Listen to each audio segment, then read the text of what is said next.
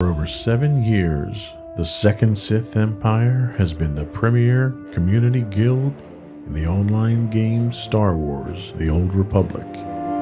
With hundreds of friendly and helpful active members, a weekly schedule of nightly events, annual guild meet and greets, and an active community both on the web and on Discord. The Second Sith Empire is more than your typical gaming group. We're family.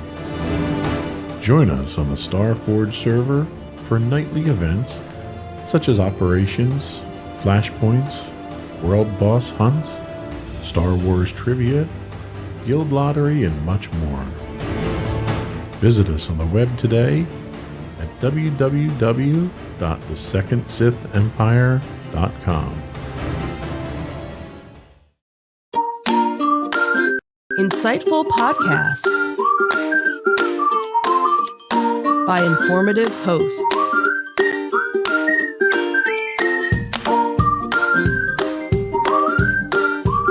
Insights into Things, a podcast network.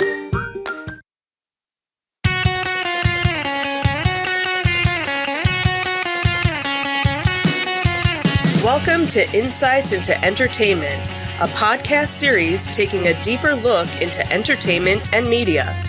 Your hosts, Joseph and Michelle Whalen, a husband and wife team of pop culture fanatics, are exploring all things from music and movies to television and fandom.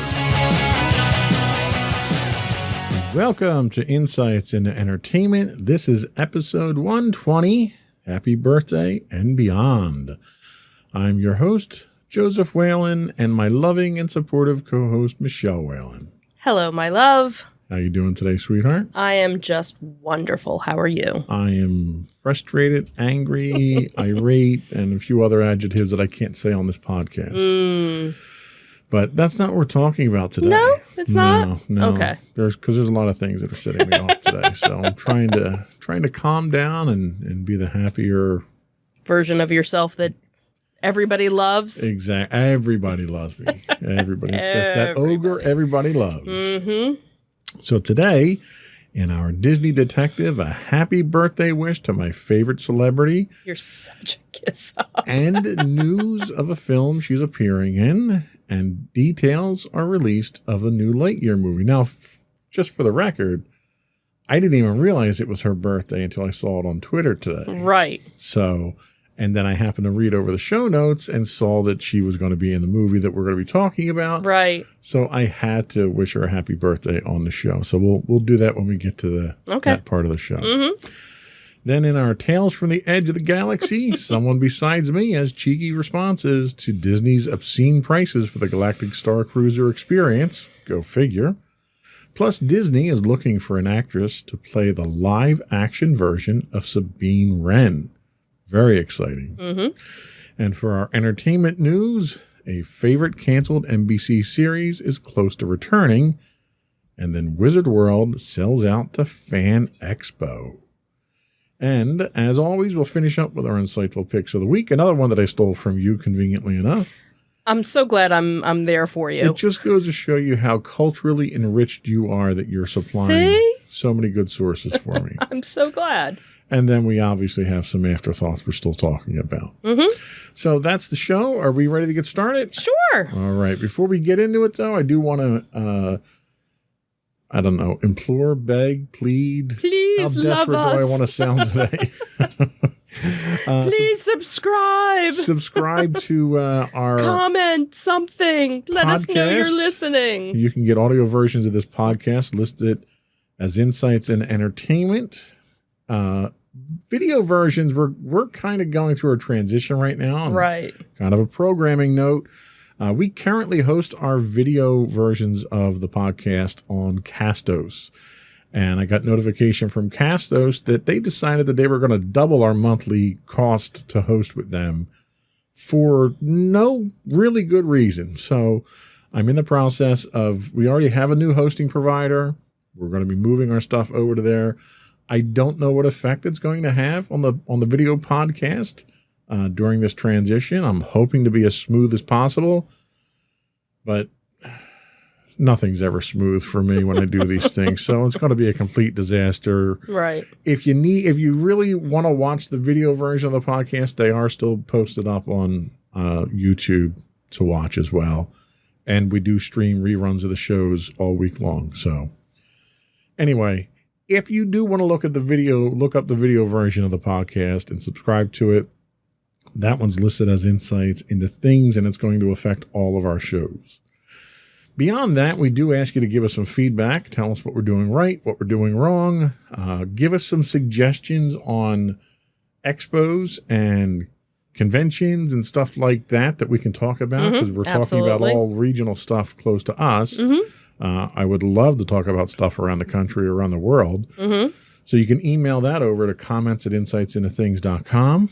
You can get us on Twitter at insights_things. We're on Facebook at facebook.com/insightsintothingspodcast. On Instagram, we're at Insights Into Things, or you can get links to all those on our site at insightsintothings.com. Okay, that's half the show right there. Thank you. Good night. Thanks for joining us tonight. Have a good week, everyone. Okay, are you ready to actually get to the show now? I guess. Okay. Sure. We're like 15 minutes into the show, and we haven't talked about anything entertainment yet. We are entertaining enough. That's all people need. We're here all week, folks. Try the veal. Right. All right, let's get into it. Sure.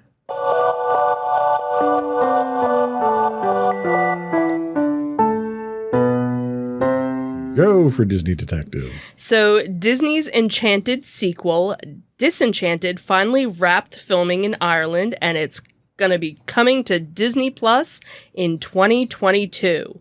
So the movie is officially on its way. On Wednesday, the director and producer, Adam Shankman, who also did Hairspray, had announced that the sequel to the beloved 2007 movie Enchanted concluded production in Ireland, and it's on the way.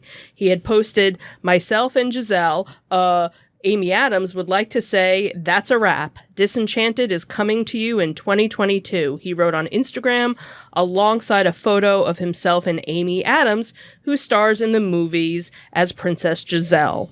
So the highly anticipated sequel has actually been in development since early 2010, according to the film's IMDb page, and Shankman was confirmed to return as the director in 2016.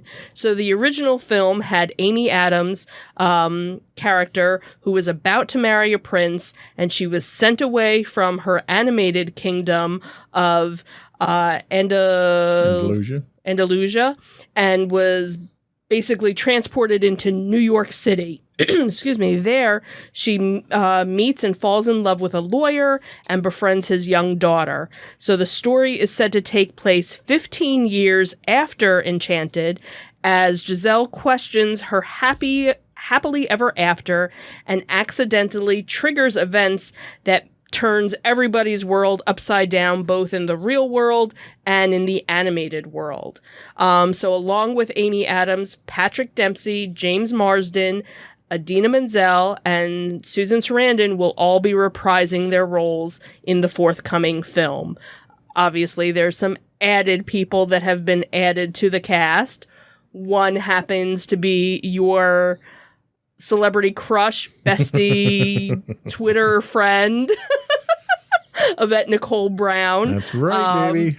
So she happens to be in this, and as we had mentioned, today is her... Tomorrow. Oh, tomorrow. I'm sorry. Tomorrow is her birthday. So I didn't miss it. So you didn't miss it. You posted, a pre-happy birthday message. You even said we'd be talking about it on the podcast. And she liked the comment. She liked it, yep. So who knows? Maybe she'll actually comment on this. But anyway, so she's going to be... in the movie as well. So in May, it was announced that Maya Rudolph was also going to be joining the cast as a villain in the upcoming musical. So it is set to premiere exclusively on Disney Plus in 2022. So in development since 2010. When did the original one come out? 2007. Wow, really? Yeah. Because I remember we went to see it. We went to see it. Yeah, it was one of our dates. Yeah. Yeah, that was. Yeah. So it's been in development for 10 years. 11 years now. Years. That's incredible. Yeah. Like, I wonder what held it up. Was it plot? Because obviously they got all the key characters back. Right. They were able to get all the characters. I wonder if it was just a matter of, the right script. Well, you figure it was in development 3 years after the original. Which makes sense. So, and then it was probably what do we want to do with it? And then, the other thing too is, can you get everybody back? Right. Because basically everybody that was in the movie has gone on to do many other things. Right. So it could have been a timing issue. Well, I would have to think it's a lot easier to get them back in 3 years than it is in 11 years. Yeah. So, but then again, that also kind of helps to age it out, too. That's true. Because it is supposed to be set 15 years in the future. Right, exactly. Whereas if you, did saves on the visual effects and post. Exactly. This way you don't have to age them. You can age them naturally. Right. So I know it was a favorite of mine. It was. It was a really cute movie, and the way that they handed it back and forth was really well done. Right. Because it had that, you had the fairy tale world that was all animated, and then you had the real world, and not everything. What was really fun about it was to see how they translated the cute fairy animals from the animated world to New York. Right, exactly. And that was the funny, part of it, how some of the characters, were CGI'd to bring them in. Some transformed well when they came over to the human world, where some of them didn't. So, and I have to say, I appreciate Patrick Dempsey's sense of humor here with his singing ability. Right, because he actually had in the article said, "I will be singing for the first time. I've never sung publicly for a reason, so bear with me. I hope the fans embrace it. They've set me up for success, and the lyrics are fun." Yeah, that's the self-deprecating humor there. Absolutely. So should be a cute movie if they follow and it's going to be a great movie. Because Yvette's going to be in it. Of course. So, has to be. Got to get out to see it. Of course. We don't have to get out. It's we got Disney to get out of the studio to see it. Right. We have to go downstairs to the living room and watch it next year. So, another movie that we have news about. Let's talk about that one. Right. So, we had heard news of the Lightyear movie, but now some more information has come out about it. So, every year since Pixar's inception, Buzz Lightyear has obviously remained a key player in the company's ever-sustaining longevity. He's probably arguably the most recognizable character Pixar has done with all of the Toy Story tales or the Toy Stories, with him being, the Space Ranger kind of at the forefront of everything. So now it seems that it's time for the cadet to go to infinity and, of course, beyond. So the famous spaceman will finally have a Pixar movie of his own with Lightyear, the 26th feature film from the multi-award-winning animation house. With Chris Evans lending his voice to the galaxy-hoppy journeyman, the Buzz Lightyear we won't be the same Buzz that we've all kind of grown up with over the decades, particularly as this variation of the character will follow the origins of the astronaut character who inspired the toy, not Andy's plastic friends. So we're still kind of learning some information about this June 2022 release. So here are some of the key things that we've found out. So the release date is supposed to be June 17th of 2022. So kind of less than a year from now. And while this past year and a half, Disney has been dropping, all of the new Pixar movies to Disney Plus, as of right now, there is supposed to be a theatrical rollout for this movie. So as of right now, it will not be going to Disney Plus. It will be in the theaters. But again, who knows where we'll be, in less than a year. Chris Evans will voice Buzz Lightyear. So for a lot of people, it's kind of hard to imagine Tim Allen not being the voice of Buzz Lightyear.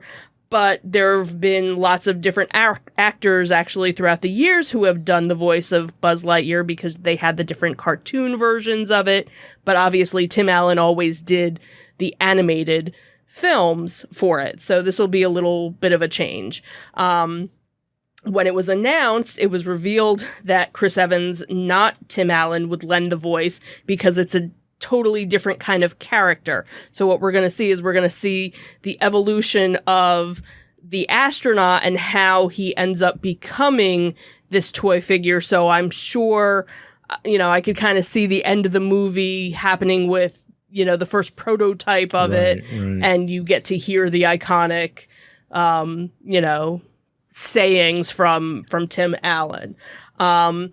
So again, it's not going to be a movie based on the toy. It's going to be the person behind the toy. So kind of a different direction than a lot of people were first talking about. And that was, I think, one of the things, too, when they had announced that there was going to be this movie. Everyone's like, you're making a movie about a toy? And then they kind of came out with some more information after that, saying, no, it's going to be the inspiration behind it, whereas we saw from some of the other Toy Story movies, that Woody was a toy. He, was generated, he came to be from the show. The TV show, and that was his origin. So now we're going to get to see, that Buzz Lightyear had a very different, coming to it. So let me get this straight. So Buzz Lightyear is Captain America. Is that like season 2 of What If? That would be kind of funny. And like, how many more iconic characters is Chris Evans going to play? He was Human Torch. He was Captain America. He's Buzz Lightyear. Now he's going to be Buzz Lightyear. Who's he going to be next? Superman? Well, no, he has to probably go to Star Wars now. He could be the new Han Solo. He could be because he looks more like Han Solo than the Han Solo that was played in the movie Solo. Anyway, sorry, I couldn't resist there. Oh, that was funny. I heard he wants to be a pilot too. So anyway, so June 17th, 2022. Mark it on your calendar now. All right, we're going to take a quick break, and we'll be back with our Tales from the Edge of the Galaxy. As soon as I find the right button.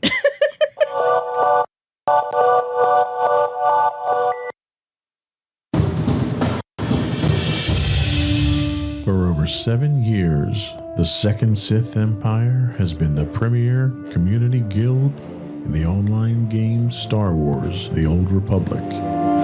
With hundreds of friendly and helpful active members, a weekly schedule of nightly events, annual guild meet and greets, and an active community both on the web and on Discord. The Second Sith Empire is more than your typical gaming group. We're family. Join us on the Starforge server for nightly events such as operations, flashpoints, world boss hunts, Star Wars trivia, guild lottery, and much more. Visit us on the web today at www.thesecondsithempire.com.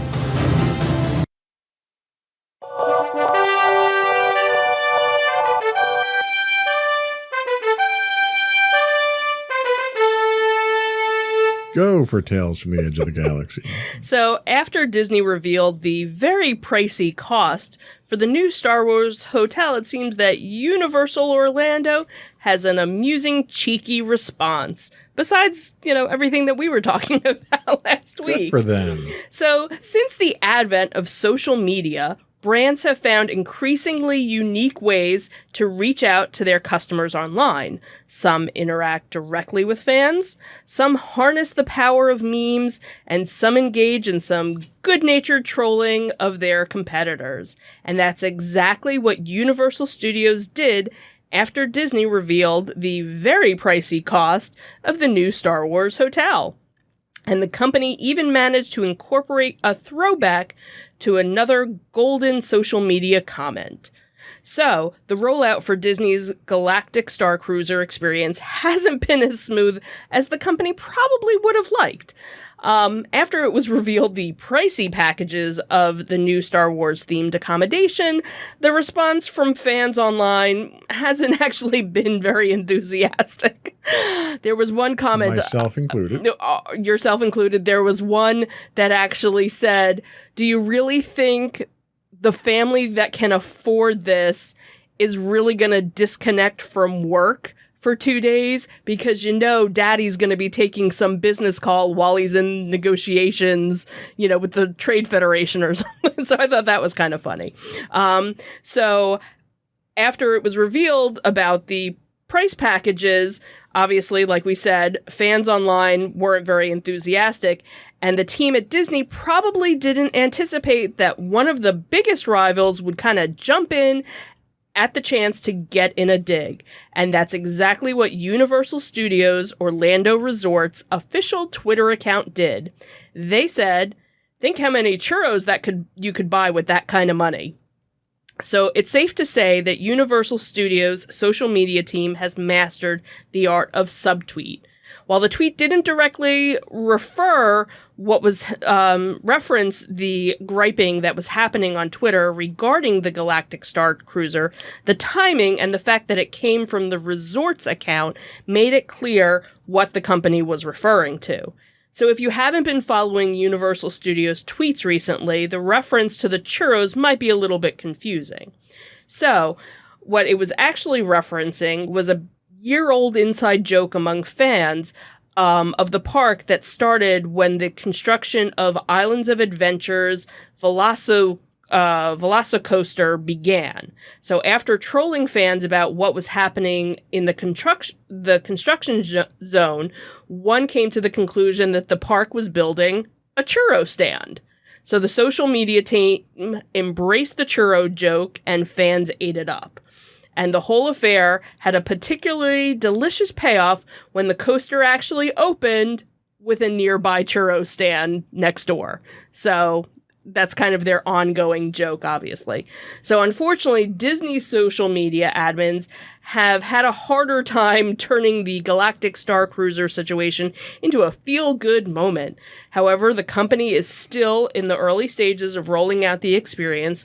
Only there's plenty of time to evolve and help fans get on board. The hotel itself is extravagantly priced, but it still may become an essential part of the Disney experience for Star Wars fans who feel like shelling out $6,000 for 2 nights.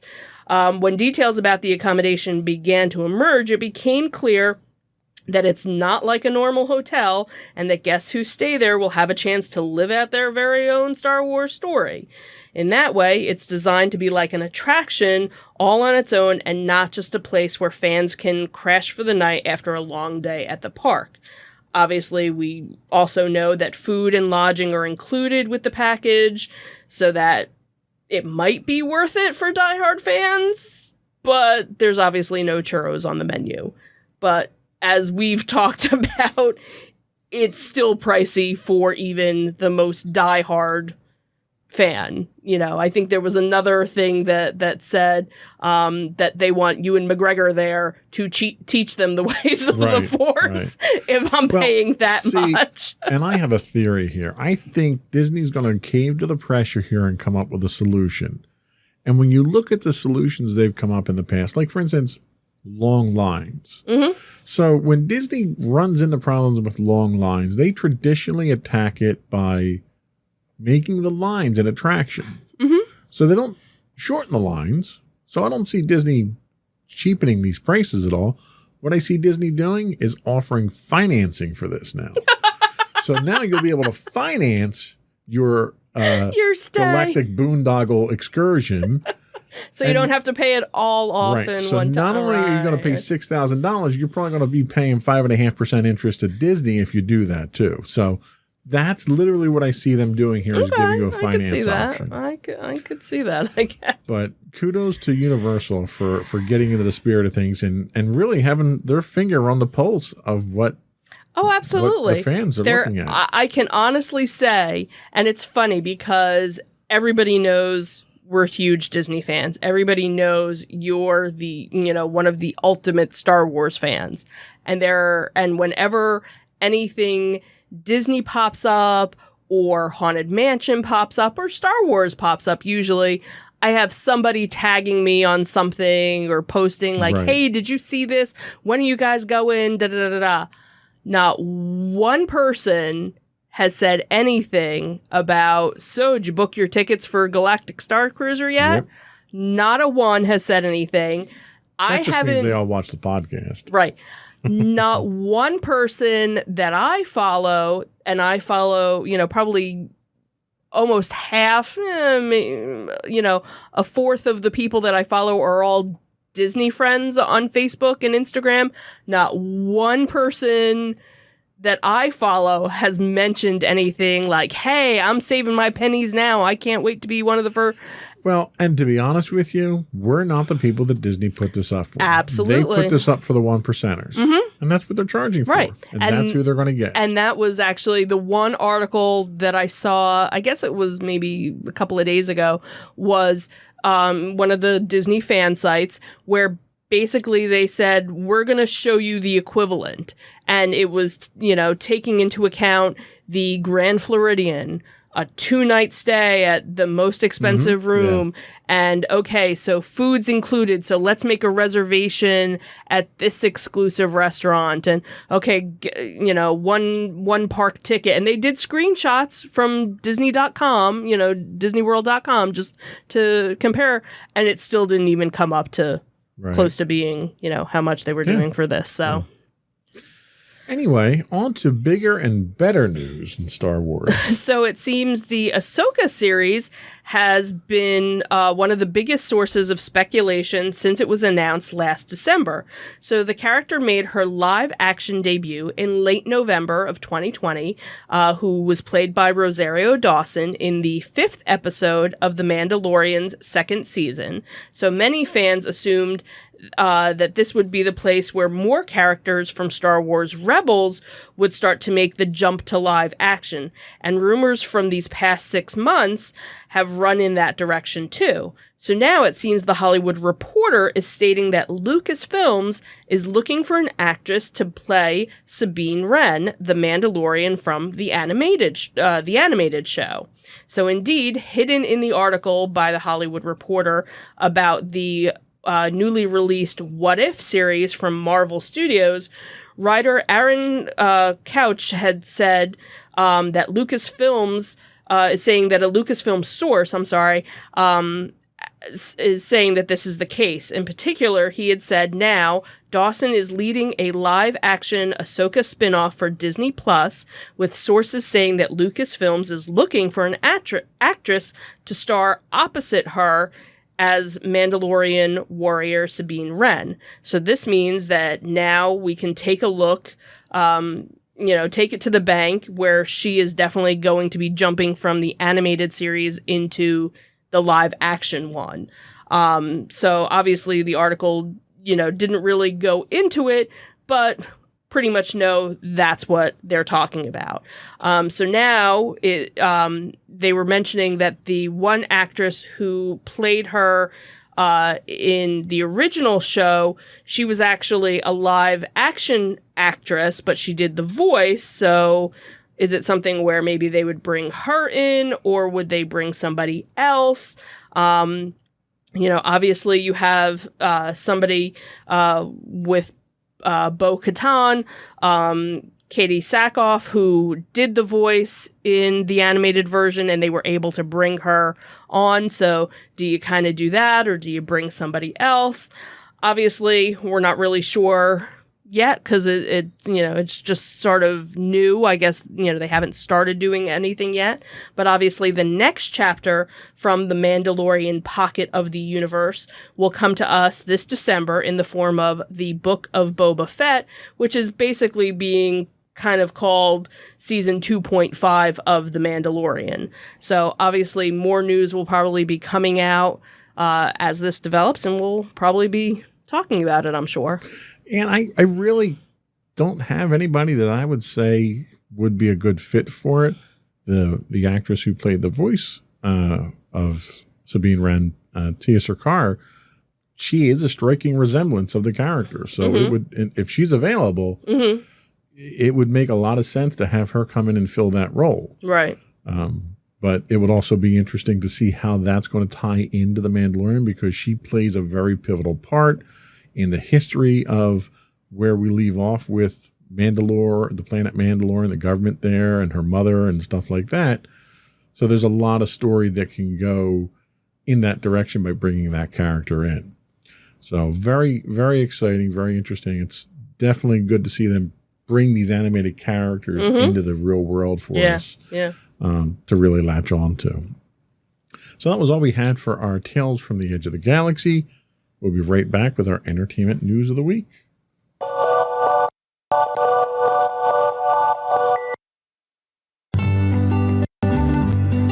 Insights into Teens, a podcast series exploring the issues and challenges of today's youth. Talking to real teens about real teen problems. Explore issues from braces to puberty, social anxiety to financial responsibility. Each week, we talk about the topics concerning today's youth. We look at how the issues affect teens, how to cope with these issues, and how parents, friends, and loved ones can help teens handle these challenges. Check out our video episodes on youtube.com/insightsintothings. Catch our audio versions on podcast.insightsintoteens.com or on the web at insightsintothings.com.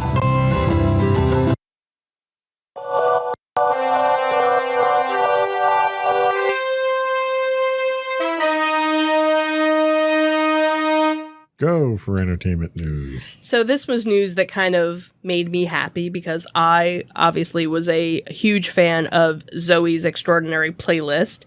And just a few months ago, they had canceled it after its second season. So now it seems that it might get one more chapter after all, thanks to an unexpected venue. So Lionsgate Television, the lead studio behind the unique series, is reportedly close to a deal with Roku to develop a holiday movie for its own streaming channel. So NBC had canceled the show after 2 seasons in June and attempted to move the show to NBC Universal's Peacock network, and that was unsuccessful. So the Roku movie would bring back the entire cast, including Jane Levy, who played Zoe Clark. The deal is still being finalized, but if the movie is successful, Roku might consider ordering another season of the series, sources told this outlet. Lionsgate's efforts to keep the show alive were extensive, but nothing came as close to fruition as this unique Roku plan. While Lionsgate's search was on, the cast's contract options expired at the end of June. This was thought to be the final nail in the coffin for the show, but however, after Lionsgate started talks with Roku, the studio reached out to the main cast and is now close to finalizing deals with them for a holiday-themed movie. While Roku is best known for its streaming hardware, the company has started making strides to beef up content on its own Roku streaming channel, because, you know, everybody has their own streaming channel now. So the biggest content acquisition so far has actually been the Quibi library. There's a winner. Yeah. Bringing all of the content created by the failed mobile short-form streaming experiment to the Roku channel. So the company recently reported that it's had 55.1 million active accounts, jumping from 1.5 from the first quarter of 2021. So Zoe's Extraordinary Playlist basically centered around Zoe Clark, who was a San Francisco-based software engineer who can understand people's feelings through their heart songs that only she can hear. The rest of the cast is had Skylar Aston, Alex Newell, John Clarence Stewart, Mary Steenburgen, who, you know, who rounded out the cast. So the show's second season ended with a surprising cliffhanger, which made its cancellation in June even more heartbreaking. So though the show never earned huge ratings, it did build a dedicated fan base. The choreographer of the show actually won an Emmy for outstanding choreography for a scripted program. She also got 2 other nominations for season 2. It was also nominated for Outstanding Original Music and Lyrics. And Bernadette Peters earned an Outstanding Guest Actress in a Comedy Series nomination. So both of the seasons are available to stream on Peacock. And if this comes to light, it'll kind of be a nice way to kind of send off the series. You kind of get some sort of finality, to it, which I always like when they're able to kind of do that. So should I watch this so we can guarantee that it never comes back again after this? I know it's not coming back. So. Well, you never know. If they said that, that's true. If they get enough people on, if they get enough people who are interested, then they could bring back another season of it. Maybe unless I watch it, of course. Right. So don't wait till the holiday season, and then we'll say. Fair enough. But thank you. I appreciate it. Let's talk Wizard World. Yeah, so this was news. I think it came out today, I believe. So Wizard World just sold its conventions to Fan Expo. So fans generally think about pop culture conventions as being tied to a specific city, like San Diego, Chicago, New York, etc. But those conventions are usually run by larger companies. And now, after its latest acquisition, one company in particular has become the biggest of all. Fan Expo, which already runs almost a dozen events across North America, has just acquired the rights to 6 Wizard World conventions: Chicago, Philadelphia, New Orleans, Portland, Cleveland, and St. Louis.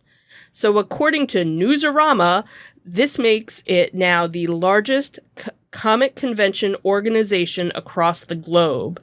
So Fan Expo HQ is devoted to creating unmissable, exceptional fan experiences. We're beyond thrilled to be able to offer that to fans in 6 new locations, and pleased that Wizard World recognized our ability to elevate guest experiences to the next level. This was a statement that came out from the Fan Expo HQ president. They also said, we're looking forward to getting to know each of these individual communities, learning what they are looking for, and raising the bar. So it's certainly a huge shift in the convention scene as the Wizard World brand, technically now Wizard Entertainment Incorporated, has been around for what feels like ages. It was originally established back in 1991 as Wizard Press and was the publisher of the famous Wizard magazine. It was basically the source to find out about comic books and other nerdy news before the internet took over, and later went to establish a fan base of conventions and more. But as the Beat points out, things weren't always smooth for the company. The changes are already live on the Fan Expo website for the undated 2022 conventions in those cities. One last Wizard World, taking place in Chicago in October, will still occur, and however, after that, Wizard World will no longer have any stake in the convention circuit. The company will continue to run a collectibles business and have space at the conventions. For fans, it's safe to assume this deal doesn't change much for them. Most comic conventions are pretty much the same. Lots of people, lots of booths, lots of Funko Pops. Only now the name on all the badges, on the banners is going to be different. And, the money that you pay is obviously going to another company now. So like so many other businesses, the entertainment convention industry as a whole obviously took a huge dent during the ongoing COVID-19 pandemic. Even the biggest comic convention in the world, San Diego Comic-Con, which is run by a non-profit organization that also runs WonderCon, admitted the lack of live events during 2020 put a huge burden on the company's finances. You'd imagine that's the case with most companies who rely on live events, so maybe a sale like this isn't so much of a surprise. The surprise would be if it's the last one. And you know what? If this is what keeps the conventions going, I'm all for it. Right. We've had mixed experiences going to Wizards World. Mm-hmm. The early days that we were going, 10, 15 years ago, they were very different, run very differently. Mm-hmm. Yeah. We had a really rough period about 7, 8 years ago. Right. And we actually stopped going. And we stopped going because we wound up, we had such a good time the first couple of years we wound up going with the VIP package, and it was a terrible experience. It was a waste of money. Mm-hmm. It was poorly run. Mm-hmm. It was disorganized. So the consistency in which Wizard, because they would bring in different local groups to run events. Right. Different management groups and stuff. Right. Like it wasn't the same group that went from city to city. Exactly. So you had a very inconsistent experience year over year. Right. So maybe having this in the hands of a group that their sole purpose is that they run conventions might lend itself to that consistency and give us that experience that we're looking for. And this might be why the venue changed, because we noticed when they finally announced the dates for Wizard Philadelphia, it was a totally different location. Possible. So I'm guessing, But this transaction just happened, so I highly doubt it was contingent upon that. I don't know, because things don't just happen. Well, because Chicago's already scheduling and going on, and that's still a Wizard production. Right, but that's the thing is that's the last, I think the one thing that we're failing to take into consideration here is that this Wizard World event that they're having is not happening at the same time, and it was happening unscheduled off the regular schedule. Right. So it's entirely possible they either didn't want to deal with the restrictions that were going on at the convention center, because Philly's under different restrictions than the Greater Expo Center is, because Greater Expo is not under City of Philly regulations. Yeah, I don't know. But that's the whole thing is the timing of, because again, a deal just doesn't happen. Right, it's but you've seen that you can throw something together pretty quickly at the Greater Expo Center. That's exactly what Monster Mania did. True. So maybe if they decided restrictions are easing and we want to have something, well, Philadelphia Convention Center is not available. We can't book it on the budget we have right now. Let's book Greater Philadelphia. We know we can get in there, and then we'll do the best we can. Yeah, who knows? So, but we'll see. Hopefully under new management, it's going to be a return to what we enjoyed before. Mm-hmm. Yeah. But I just wanted to come back, period. Right. I want conventions to return. Yeah. So that was all we had for our entertainment news this week. Mm-hmm. We'll be right back with our insightful picks of the week.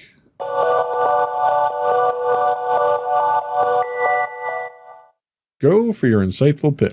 So my insightful pick actually is a CNN original series called The History of the Sitcom. So the history of the sitcom reunites audiences with the television friends, families, and co-workers they grew up with while introducing cutting-edge comedies that are sure to be on your next binge-watching list. The 8-part docuseries features over 180 original interviews with sitcom icons including Norman Lear, Tina Fey, Tracy Morgan, Lisa Kudrow, Jason Alexander, Kelsey Grammer, Kim Fields, Tim Allen, Carl Reiner, Dick Van Dyke, George Lopez, Mel Brooks, and a whole lot more. They basically break down how sitcoms have helped generations of Americans navigate an ever-shifting landscape. And what's interesting is that they kind of break it up into different subcategories. So the one is Family Matter. So it talks about all the different family dynamics of how the sitcom, throughout the years has developed. Then they talk about sex in the sitcom and how, certain things you couldn't talk about in the 70s that now you can talk about and kind of make fun of or laugh about it, and how it's easier to talk about.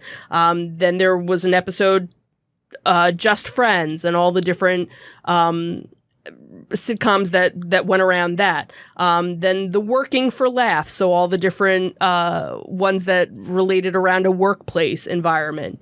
Then the Freaks, Geeks, and Outsiders version. And finally, the last one was Escaping Reality. So each episode is...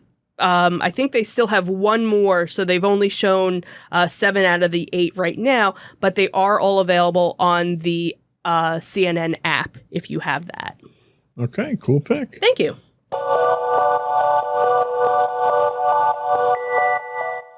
So my pick this week is another pilfering of yours. Technically, you hadn't watched it before me. It was one that you wanted to watch, and we watched it together last night. And it's called Shadow and Bone on Netflix. Shadow and Bone is a fantasy television series for Netflix that premiered on April 21st. It's based on a two series of books in the what they call the Grisha-verse, created by American author Leigh Bardugo. Her trilogy, the first of which is Shadow and Bone, and the duology that begins with Six of Crows. All 8 episodes of the first season premiered on April 21st, adapting Shadow and Bone and an original storyline featuring the Crows. In June 2021, the series was renewed for a second season, also consisting of 8 episodes, adapting Siege and Storm and another original storyline featuring the Crows. So, the Grisha are people who can practice what they call the, quote, small science. Ravka is one of few places they can live safely. They are trained for the Second Army and divided into 3 orders. The ethereal Kai summon natural elements like wind or fire. The material Kai summon or control materials such as metal and glass. And the corporeal Kai manipulate people's bodies. Ravka's Second Army is led by General Kirigan, who has spent his life searching for a Grisha who can summon light, the only person who could destroy the Shadow Fold, a region of impenetrable darkness created hundreds of years ago. Since then, Ravka has been at war and is now on the brink of splitting in two as the West seeks independence. Alina Starkov turns out to be such a Grisha, and word spreads that a sun summoner has been found. In the trade city of Ketterdam, Kaz Brecker is hired to kidnap her. Fjordan witch hunters are sent to kill her, and the people of Ravka venerate her as a saint. Don't know which way to turn in that place. Alina must come to terms with who she is and decide who she can truly trust as she searches for the power that will allow her to destroy the Fold and save Ravka. So, the imagery and iconography initially strikes me as a mix of Carnival Row and Avatar: The Last Airbender. It has kind of a Victorian steampunk feel to it with a mix of mystical magic. So far, we're only 1 episode in, but I'm compelled to continue to watch it more. The storytelling at first is kind of disjointed and unorganized, hopping between time periods and individual backstories. But at the end of the first episode, they do bring all of that confusion together in a compelling, if still unclear, story. Not having read any of the books in the series, I come into the show completely unaware of the world at large. As a result, I struggle at some times with the dialogue, not knowing if they're talking about a person, a place, or an organization. The immediate feel from episode 1 is that the story is set in a very rich and diverse world. Think a Tolkien-type world where there's a huge history to it. The story is presented in such a way as to make me want to explore it more, so there's a good chance I might actually pick up the books and read about it. I was impressed with the first episode, and I'm in it for a few more at this point. I don't like to commit to full seasons because I hate getting disappointed in the middle of a season. I was pleased to see it was picked up for a second season, which might mean it's here to stay for a while at least, and I haven't canceled this show yet because I hadn't started watching it yet. That's always a good thing when you go to Netflix and it says season 2 is coming, and you're like, oh, good, now I can at least be invested in this. So, Shadow and Bone on Netflix. You're welcome. Thank you. We'll be right back.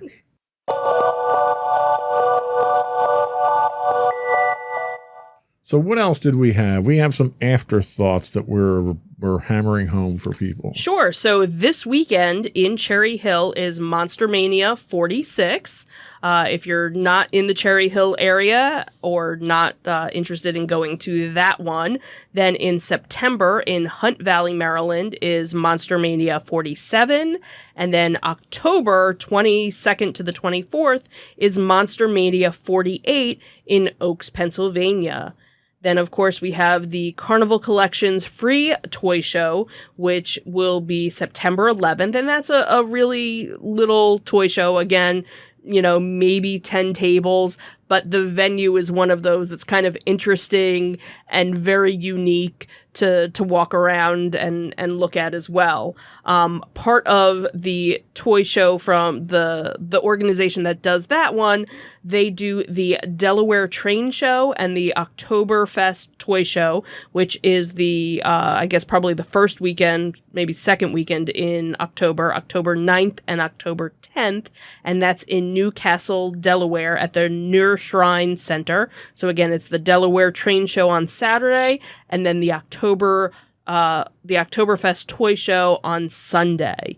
Then, of course, we have RetroCon, which is going to be in September, the end of September 25th and 26th at the Greater Philadelphia Expo Center. And why is it greater? Because they said so. Right.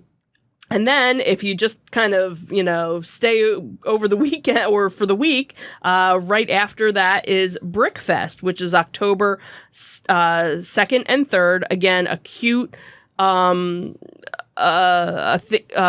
Lego-based fest. So if you're into seeing some grand creations, from the smallest thing to big life-size things, this is definitely the convention for you. Okay, that's it? That's it, because you didn't move anything up yet. Well, because we still we got some time. We talked about it, right? So the next one we're going to be moving up is Wizard World. So Wizards, as we mentioned, isn't going to be called Wizards, I'm guessing. I don't know. They're still publishing it as Wizards. Are they still publishing it? I went to check. So that convention that's change. Normally... So I didn't want to move it up because I didn't know if they're changing Right, we don't know what it's called, but Wizards, Fan Expo, Philly, whatever. Something else at the Greater Philadelphia Expo. Is going to be November 12th, 13th, and 14th at the Greater Philadelphia Expo Center. But we'll talk about that when we have more details. Exactly. We're still a ways out from that. That's it. Another one in the books. Yeah. We're going to plug the show at the end here? I don't know. Are you? It's up to you. I don't know. We kind of milked that. All right. You know what? Subscribe to the podcast. You can get audio versions of the podcast, listens insights into entertainment. Video versions of the podcast, you can subscribe to Insights into Things. We're on Apple, Spotify, Google, Stitcher, iHeartRadio. Also, reach out to us, give us your feedback, give us some conventions in your neck of the woods that we can talk about. We'd love to plug them. You can email us at comments@insightsintothings.com. You can find us on Twitter at insights_things. On Facebook, we're at facebook.com/insightsintothingspodcast. On Instagram at instagram.com/insightsintothings. Audio versions of this podcast can be found on the web at podcast.insightsintoentertainment.com. You can find the video versions of our podcasts at youtube.com/insightsintothings. And we do stream 5 days a week, we'll say, sometimes 6 when we do the monthly podcast, but we stream on twitch.tv/insightsintothings. I'm not going to beg for subscriptions. And if you missed out on all of those links and you just want to go to our main site, find our little bios with our cute little animated pictures, you can go to insightsintothings.com. That's it. Another one in the books. Have a good week, everyone. Bye. Bye.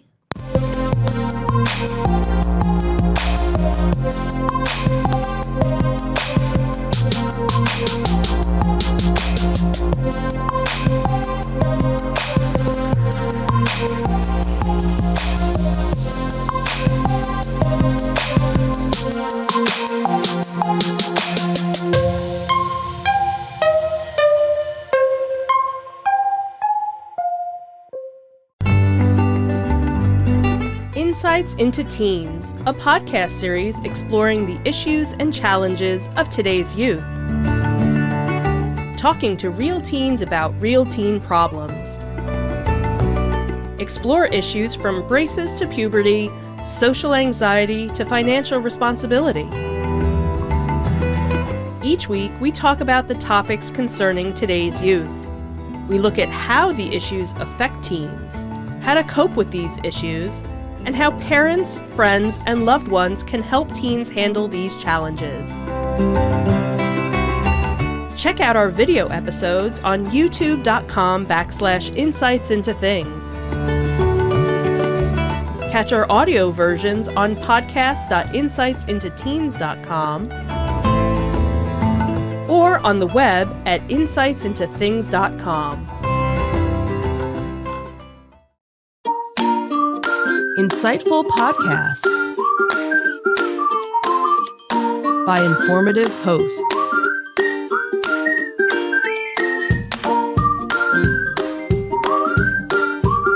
Insights into Things, a podcast network.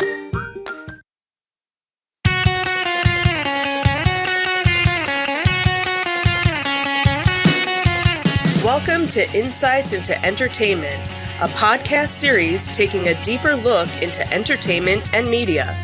Your hosts, Joseph and Michelle Whalen, a husband and wife team of pop culture fanatics, are exploring all things from music and movies to television and fandom. Welcome to Insights into Entertainment. This is episode 121, If You Build It. I'm your host, Joseph Whalen, and my loving and inspiring co-host, Michelle Whalen. Hi, everyone. How you doing today, dear? I'm doing okay. How are you? I'm doing okay. Anything exciting this week? Ooh, dentist appointment. Oh, wow. Good for you. Well, for the child. Oh, yeah. Yeah, that was today. Oh, an orthodontist. So, woo. Right. But I even get to go to the dentist. But you know what? This week was better than last week because she wasn't at band camp this week. That is true. Actually, got to see her a little bit more, and she's at band now, but at least it's not band camp. It's just regular band. So that's not what we're talking about today. It's not? No, well, it is, and we've already talked about it. Okay, so. On to the next. So what we are talking about today in our Disney Detective, will Disney Genie have guests spend less time in line? I'll believe it when I see it. Then the Beauty and the Beast stage show reopens at the studios. And in our Tales from the Edge of the Galaxy, what is Batouise and where do you need it? Plus, how Taika Watiti's Star Wars movie will differ from Ragnarok. And for our entertainment news, did Disney accidentally solve Hollywood's biggest problem? And will they really come if you build it? Yes, they will, by the busload as a matter of fact.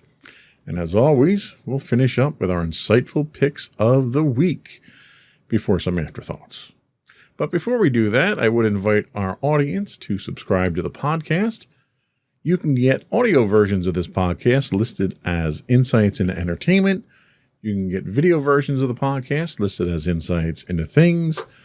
We're available pretty much anywhere you can get a podcast: Google, Apple, Spotify, Stitcher, Amazon, and so forth. I would also invite our audience to write in, give us your feedback, tell us what we're doing right, what we're doing wrong, suggestions, feedback on shows that are coming up in your area so we can cover a more geographically diverse group of shows that we talk about in our afterthoughts. Yep. You can email us at comments@insightsintothings.com. We're on Twitter at insights_things. You can get us at Facebook at facebook.com/insightsintothingspodcast or Instagram at instagram.com/insightsintothings, where you can get links to all of our social media and contact information on our website at insightsintothings.com. Are we ready? Sure. Here we go.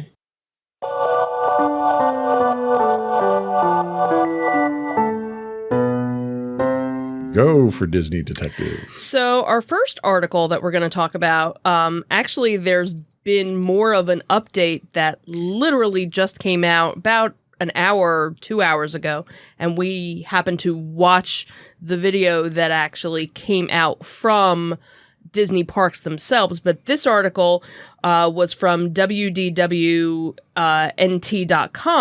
talking about at last Thursday's meeting, Disney CEO Bob Chapek had started to kind of hint about the Disney Genie that was going to be launching in this fall. And again, like I said, since, again, just a couple of hours ago, they released a video. We went through it. Kind of confusing. There's still not a lot of information. But the idea is that coming this fall, guests are supposed to be spending less time in line and more time having fun. He discussed that the guest-centric services that Disney has been developing for years, including the new Magic Key Pass program for Disneyland and the upcoming Disney Genie app. He also noted that it would be more easily and effective to navigate everything that the parks had to open. And again, more details would soon be coming out. And again, we did see some of that. The idea of it is this Disney Genie. And from what we saw on the video, basically it's going to give you a suggestion as to what time to go to a certain ride. You'll put in your preferences as to what kind of rides you want, that you're interested in, what kind of characters you're interested in, and it'll kind of put together a day for you. It's not the fast pass system because you're still waiting on a line, but it'll say, oh, this might have a 15-minute wait, or this might have a 20-minute wait, and it'll even give you suggestions for food. If you don't already have a reservation for something, it'll say, oh, well, since you're going to be in this area, here's a good location to go and grab a bite to eat. And then on top of that, because again, this is the complimentary service, on top of that, there's going to be the paid service, which is the Disney Genie Plus, and that will actually tell you, hey, if you want to go on this ride, click here, and you basically make a reservation, and it might be within the next 20 minutes or so. And when you click on that, then you have to go over to that ride. Now, again, they didn't talk about pricing on this because then there's also the Lightning Lane as well, which is another add-on service. And that almost sounded like a la carte, really, service where it was like a specific ride you would pick to do the Lightning Lane service for that. The one interesting with the Genie Plus that we saw in the video was that Photo Pass was going to be included with that. So that's that almost makes it a little worth it. If you're the type of person that likes to get those special photos taken by the Disney photographers, or now a lot of the rides have special photos as well. So again, we have to wait and see. I think you said you saw an article where it talked about it would be $20. Yeah, so I read an article on CNN that went into a little bit more detail with it. Mm-hmm. So they had mentioned that Disneyland, it was going to be $15. They didn't say what the duration, per day, per ticket, per whatever. They didn't say that. So Disneyland was listed as $15. Mm-hmm. Disney World was listed as $20. And the way they depicted it was your Lightning Lane's your Fast Pass, basically. Right. You can have one Lightning Lane active at a time. Once you use that, just like the old Fast Pass used to be. Right. Once you use it, then you can go and select something else. They did not mention what the ride restrictions were, but there are supposedly ride restrictions because the other thing that they're doing, and really what the Disney Genie is, it's a search engine with an AI. So what they do is they take your input, they compare it against what the known line trends are that they have, and they'll suggest times to do the rides you want to do when it's trending lower. Right. Now, it actively adapts to the day. So, so your tip boards that you would normally go out and look at for your wait times are fed into this app as well. Right. So you're going to see that these apps are going to be updating those wait times. Right. And you'll see it live, which is kind of cool the way that they're doing Right. And also if there's a ride that's down, you'll see it. Right. And it's supposed to reschedule your day on the fly. It's not, you don't just pick your stuff and have it set for the day. It's interactive. Right. And it's using a little bit of intelligence to it. And that's the one thing I do give Disney credit for is they've really thought this out. And they have it set up for multiple levels of people. So if you don't know anything about Disney, you could just go through and, all right, I like Star Wars. I like Pixar. I like this. I like that. Or pick the type of ride. I like coasters or I like interactive rides. And it'll figure out what you want. Or if you're a little more advanced, you can go in and pick the specific rides that you want. Right. Then when you have the Genie Plus, you have the option when you get your rides listed to pick your lightning lane. And the lightning lane shows whatever the next available lightning lane time is. You claim that slot, you show up at the ride, and you walk on just like a fast pass. And I believe it's the same. You have like an hour time. Yes, they do give you the time. Frame. They give you the time frame window, the window in which to Right. Now, the one thing that they haven't talked about here, and I'm sure it's going to be talked about because before, when you had a fast pass, you didn't pay for it. If you missed your window, you were done. It expired. Right. You didn't, usually. Well, and the same thing will happen here. It'll just open up and you can get another window at that point. I guess that's the question is since now you're paying for so many of the lightning lanes, I guess. Well, and the funny thing is they don't tell you that there's a limit. You could have one active at a time. Right. But how many do you get per day? They did mention in the last video that we watched, you should be able to get on 2 or 3 of the rides that you want. Which is roughly what you were able to do with Fast Pass because you could pick 3 things in Fast Pass. I was going to say 3, pick one after that. Exactly. And sometimes we looked at and maybe got 5 Fast Passes, depending on how we scheduled the day. Right. So, and you could probably get away with that. Now, the other thing they did mention is one, it's going to try to optimize getting on and off rides based on the trending. Right. You'll also still have virtual queues for rides at a resistance. Right, they did say. Where you had virtual queues before. So they kind of have these 3 different ways to try to keep you out of the line. It sounded like they were doing what they could to maximize your time on rides and not in line. Right. And Disney's doing this not to make it convenient for you, just to be clear. Right. Disney's doing this so that you're spending more time spending money at the park than spending time standing in line. Which we've said for years that they would so benefit from not having people stand in line for over an hour when we went to Galaxy's Edge and we had our boarding pass for Rise of the Resistance. We went and got snacks. We went and, did shopping. If we had been standing on that line, that's revenue that's Disney wouldn't have gotten. That was probably $600 they would not have gotten out of us. Yeah, they really got a lot of us. I will say I am skeptical of this because the technology they're throwing at this right now depends very heavily on what their traditional models are of their lines. Right.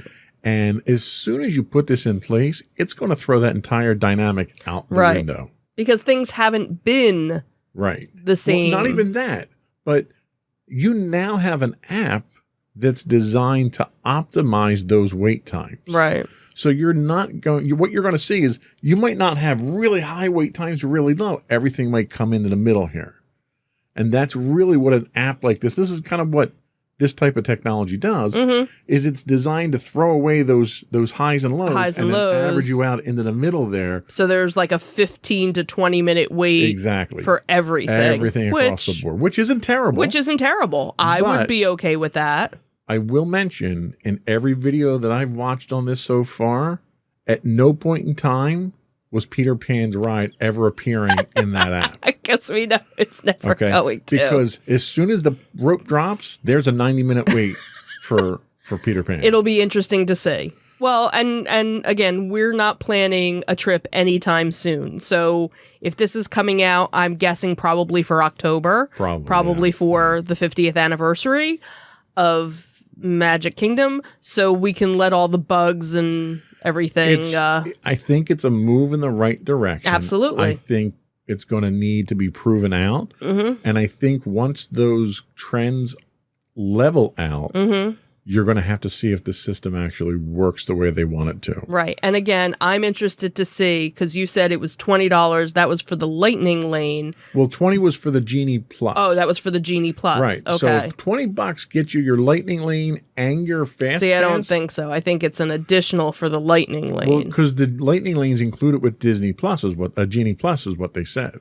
Oh, okay. Well, we're going to have to do some more research and more reading up because we don't want to misquote anything. But if it's $20 a day added on, that's not so bad because, again, if you're getting the photos, because Right. just Now, the they photos were- alone are like $150. They were not very forthcoming with information on the photos. They showed you having access to PhotoPass Right. and the special effects.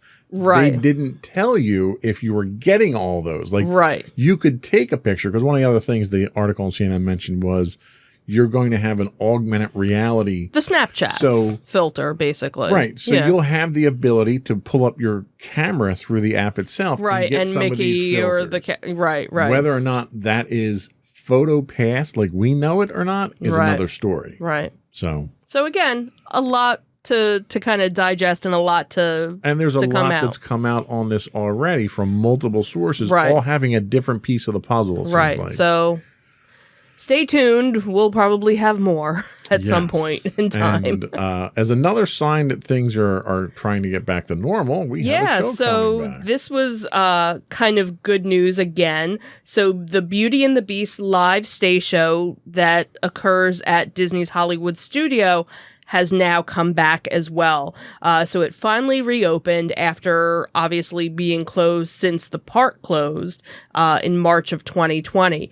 So when the park reopened, most of the shows hadn't opened up. So it's nice to see. We did report a couple of months ago that the Lion King show had opened up and now the Beauty and the Beast show. So at the time that this article came out, I think it was the beginning of the week, face masks would be required in the theater as per the current guidelines. So even though the theater for the most part is kind of an open air theater, it basically just has a covering, you are still required to wear a face mask. So all the hit songs from the classic animated film are featured, starting off with Belle, and of course it wouldn't be Beauty and the Beast without the musical number of Be Our Guest.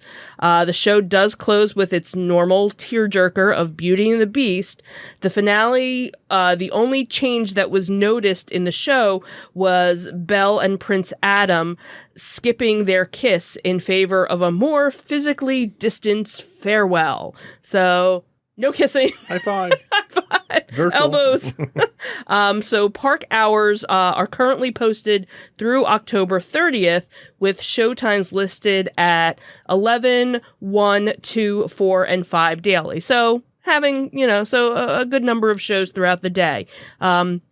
Obviously, before you go, check the website and check the Disney Experience app in case there's any updates. So good news that, again, things are starting to open back up.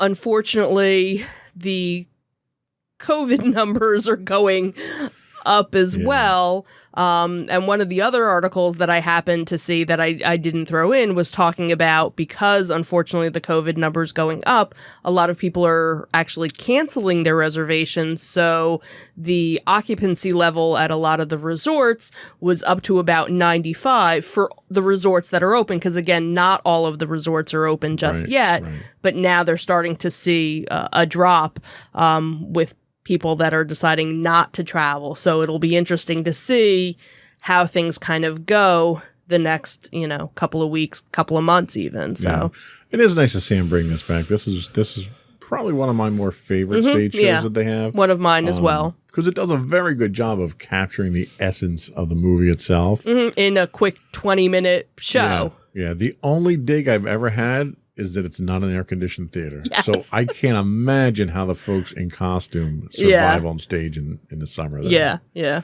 So lots of ice, I'm sure. Yes. Because they don't even air-condition the stage, do they? I don't think so. Yeah. I'm sure there's some cooling mechanism in, in their costume. I don't know. We'll have to ask friends of ours that are might know former friends of cast people members that might know. So So that was all we had for our Disney Detective. Mm-hmm. We're going to take a quick break, and we'll be right back with our Tales from the Edge of the Galaxy.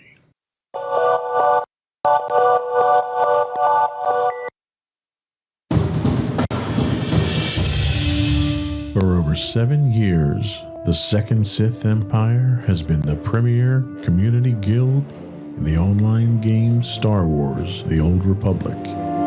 With hundreds of friendly and helpful active members, a weekly schedule of nightly events, annual guild meet and greets, and an active community both on the web and on Discord. The Second Sith Empire is more than your typical gaming group. We're family.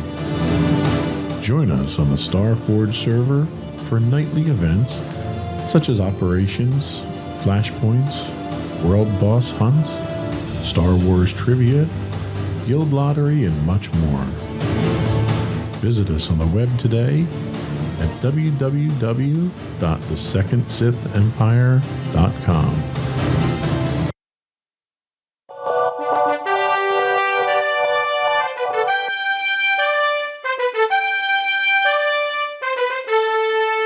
Go for Tales from the Edge of the Galaxy.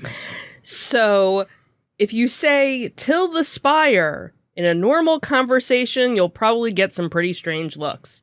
Say it at Black Spire Outpost in Star Wars Galaxy's Edge, and well, you'll still probably get some really strange looks. And it all depends on what level of a fan you're talking to, or whether they know the secret language of Batuu. So when Disneyland's Imagineers dreamed up the new Star Wars land, they envisioned a land that took place outside of the storyline of the Star Wars movies, and that was... Oh, geez, Louise, that scared me. Special effects. Wow. Okay. I got remote control monitors.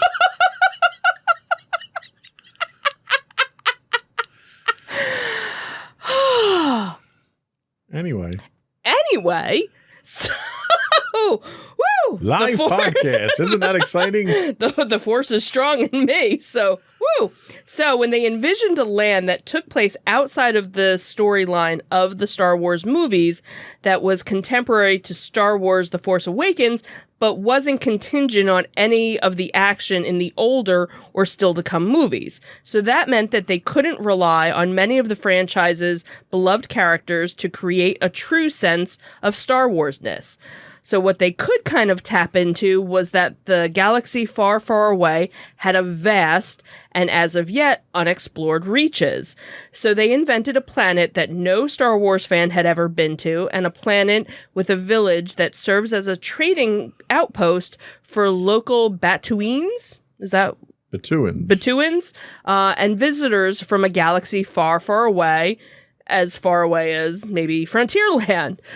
So what the Imagineers actually envisioned first was actually Tatooine.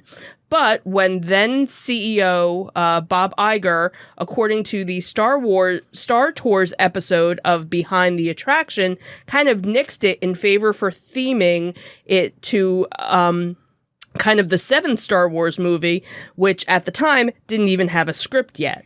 So that's when the whole brand new land came into being, and the Imagineers didn't just want to invent a storyline and two rides to put you inside of some of the iconic pieces of the Star Wars property. So they basically created this whole area, but they also wanted to create a language. So cast members in the galaxy speak Batuuese. Is that what we said? Batuuese. So not to be confused with Arabish, which is the written language of the land. So if you are in Batuu, you would say bright suns, which means a good morning, or rising moons, which is good afternoon or good evening. Or may the spires keep you, which is a phrase of well wishes. Or if you say till the spire, which is a goodbye. Or a data pad, which is your cell phone. Or if you would say ignite the spark, that's how you would greet people in the resistance who then reply, light the fire. Kind of sounds like a pshoo. So obviously there's more phrases and things like that. But what was interesting was in this article, the person talked about how they never heard anybody kind of speaking that. But again, they weren't dressed up as a resistance fighter either. So they were kind of wondering, well, maybe if I wear something, that'll kind of trigger different cast members to say different things. But the interesting thing is that people, cast members that are in the area, don't acknowledge other areas of Disneyland as other parts of the park. They say that that's off planet. So you're not on Pirates of the Caribbean, you're off planet, you're off world. And we even noticed that when we were in Galaxy's Edge in Walt Disney World, that they tried to use different languages when it came to different things. Like when we had to pay for something, it was 15 credits. It wasn't dollars or things like that. So they did try. So it was kind of a cute little article to kind of help to get you inspired to visit. Obviously, the article goes on to talk about how you can actually download the Disney Play app, and in your data pad that it has some sort of translations as well, and that there was a Disney food blog that had a printable guide of other phrases that you could use as well. So, yeah, and you're right. When we were down there, they kind of did that, but they didn't do it to the extent that I would have expected them to. Right. And I think for us, it was probably because of the sheer volume of people that were moving through there. True. They build the whole thing as an interactive experience. You could join the Resistance, you could join the First Order, and there wasn't really that presence there aside from the couple of the characters walking around. Right. So that's probably something that they need to work on a little bit more, especially if they're going to try and make the Star Cruiser experience seem realistic. Right. And I think that's the other part of it, too, is that once you have the Star Cruiser, there's probably going to be more emphasis on it. Because that's part, your excursion there is part of that Star Cruiser experience. And if you're spending $6,000 for your experience, you want to have the experience. Absolutely. Absolutely. So we'll see if more people start talking the new language or not. Yeah. We'll see. Because I've read the novels that went along with it, and they tie a lot of the stuff into the novels. In fact, the layout, we have the Sims add-on for it. Maddie plays that, and it's a duplicate layout of what's there. So they're going in big on the experience itself, and they want to sell it. Right. But I think your cast members probably need to have a little more probably incentive. need a little bit more training with it too. Yeah. So tell us about Taika Waititi's new Star Wars movie. So his upcoming Star Wars film has an opportunity to play to the director's strengths and avoid an issue that many viewers had with Thor Ragnarok. So he's one of the latest directors to have his name attached to an upcoming Star Wars project, although little has been told about the in development film. While most of his work is undoubtedly, he's known for most of his contribution to the Marvel Cinematic Universe. There's much more to the director and his style than his work on the third Thor movie. Over the last few years, he has now solidified himself as one of the most unique and quirky directors in modern Hollywood. After earning acclaim with 2014's What We Do in the Shadows, he went on What We Do in the Shadows. I was waiting for that. He went on to direct Hunt for the Wilder People and then Jojo Rabbit in 2019, both of which featured the director's trademark fusion of offbeat humor and emotional drama. But even before Jojo Rabbit, the stylish Watiti had caught the eye of Disney, directing the aforementioned Ragnarok in 2017, and then returning in 2022 for the fourth Thor film, Thor: Love and Thunder. He's also stepped into the world of Lucasfilms as a self-described Star Wars superfan, directing and having a small role in The Mandalorian. So now, again, we know that he's developing one of the newer Star Wars movies. when he was asked, if his trademark style would be incorporated, he said, "I tend to go down that little sincerity alleyway in my films. I like to fool the viewer into thinking, ha, it's it. And then them going, oh, darn it, you made me feel something." So the answer seemed to imply that he tends to take the viewer on a ride that will bring out a genuine emotion and perhaps even tug at the heartstrings. So if true, his Star Wars film might very well avoid one of the biggest criticisms of Thor Ragnarok, which is the tendency to undercut genuine emotional moments for the sake of a gag or a joke. So in Thor Ragnarok, it's easily the most comedic of the MCU's films, almost completely eschewing the grandiose sense of scale and drama that was found in the first two Thor movies. Obviously, in our opinion, the third one was probably the best one. Well, better than the second, at least. You couldn't be worse than the first two, I think. So, yeah.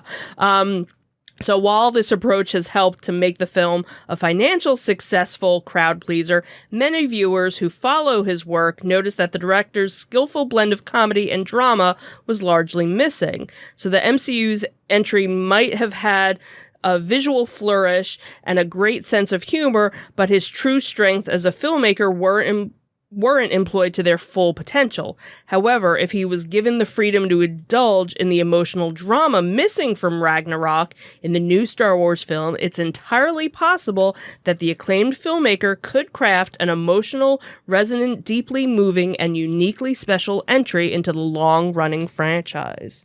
Well, and I think no matter what he does, he's going to do a fantastic job. I think so. I am not aware of any projects that he's been involved with that haven't been successful. Mm-hmm. And he's got one big thing going for him. He's not Rian Johnson. I was waiting. You haven't mentioned your bestie in a long time. That is a win automatically, not being Rian Johnson doing a Star Wars film. Yeah. So. And I think the other thing too, and what you could see very much from any interview that you did when he showed up on the special editions of the Mandalorian thing, is he is a Star Wars fan. Yeah. And that's where, you see Jon Favreau and you see when they just talk about it, the love and admiration that they have. Right in with Filoni and Favreau. Absolutely. You expected them during that special to just break out their figures and start playing with them at the table. Exactly. That's exactly what you're like. Oh, you have this one? Well, this is what I have. Like, that's exactly. And that's what Star Wars needs. Yeah. That's exactly. You need that passion. You need the people that want to tell the good Star Wars stories and be true to the universe, not the people that are just trying to make a buck. Right. Like Rian Johnson. Well, yeah. Anyway, Rian Johnson thought he was too clever for the rest of the world. Well, that's true too. So yeah. But that was all we had for our Tales from the Edge of the Galaxy. We'll be right back with our entertainment news of the week.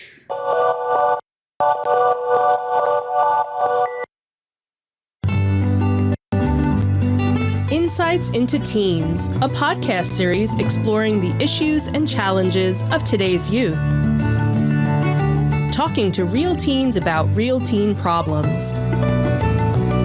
Explore issues from braces to puberty, social anxiety to financial responsibility. Each week, we talk about the topics concerning today's youth. We look at how the issues affect teens, how to cope with these issues, and how parents, friends, and loved ones can help teens handle these challenges. Check out our video episodes on youtube.com/insightsintothings. Catch our audio versions on podcast.insightsintoteens.com or on the web at insightsintothings.com.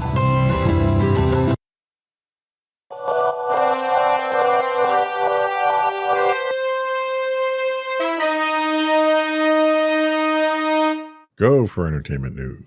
So will Disney accidentally solve Hollywood's biggest problem? Probably not.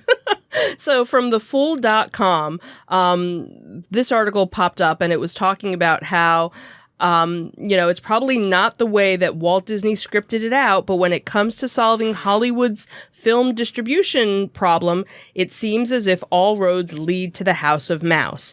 So Free Guy was the latest Disney movie to hit theaters this past weekend, and it's approaching distribution in an entirely different way from the entertainment giant's recent releases. Disney is also being sued by Scarlett Johansson, the star of this year's highest-grossing multiplex release. So Disney didn't plan Free Guy's distribution strategy.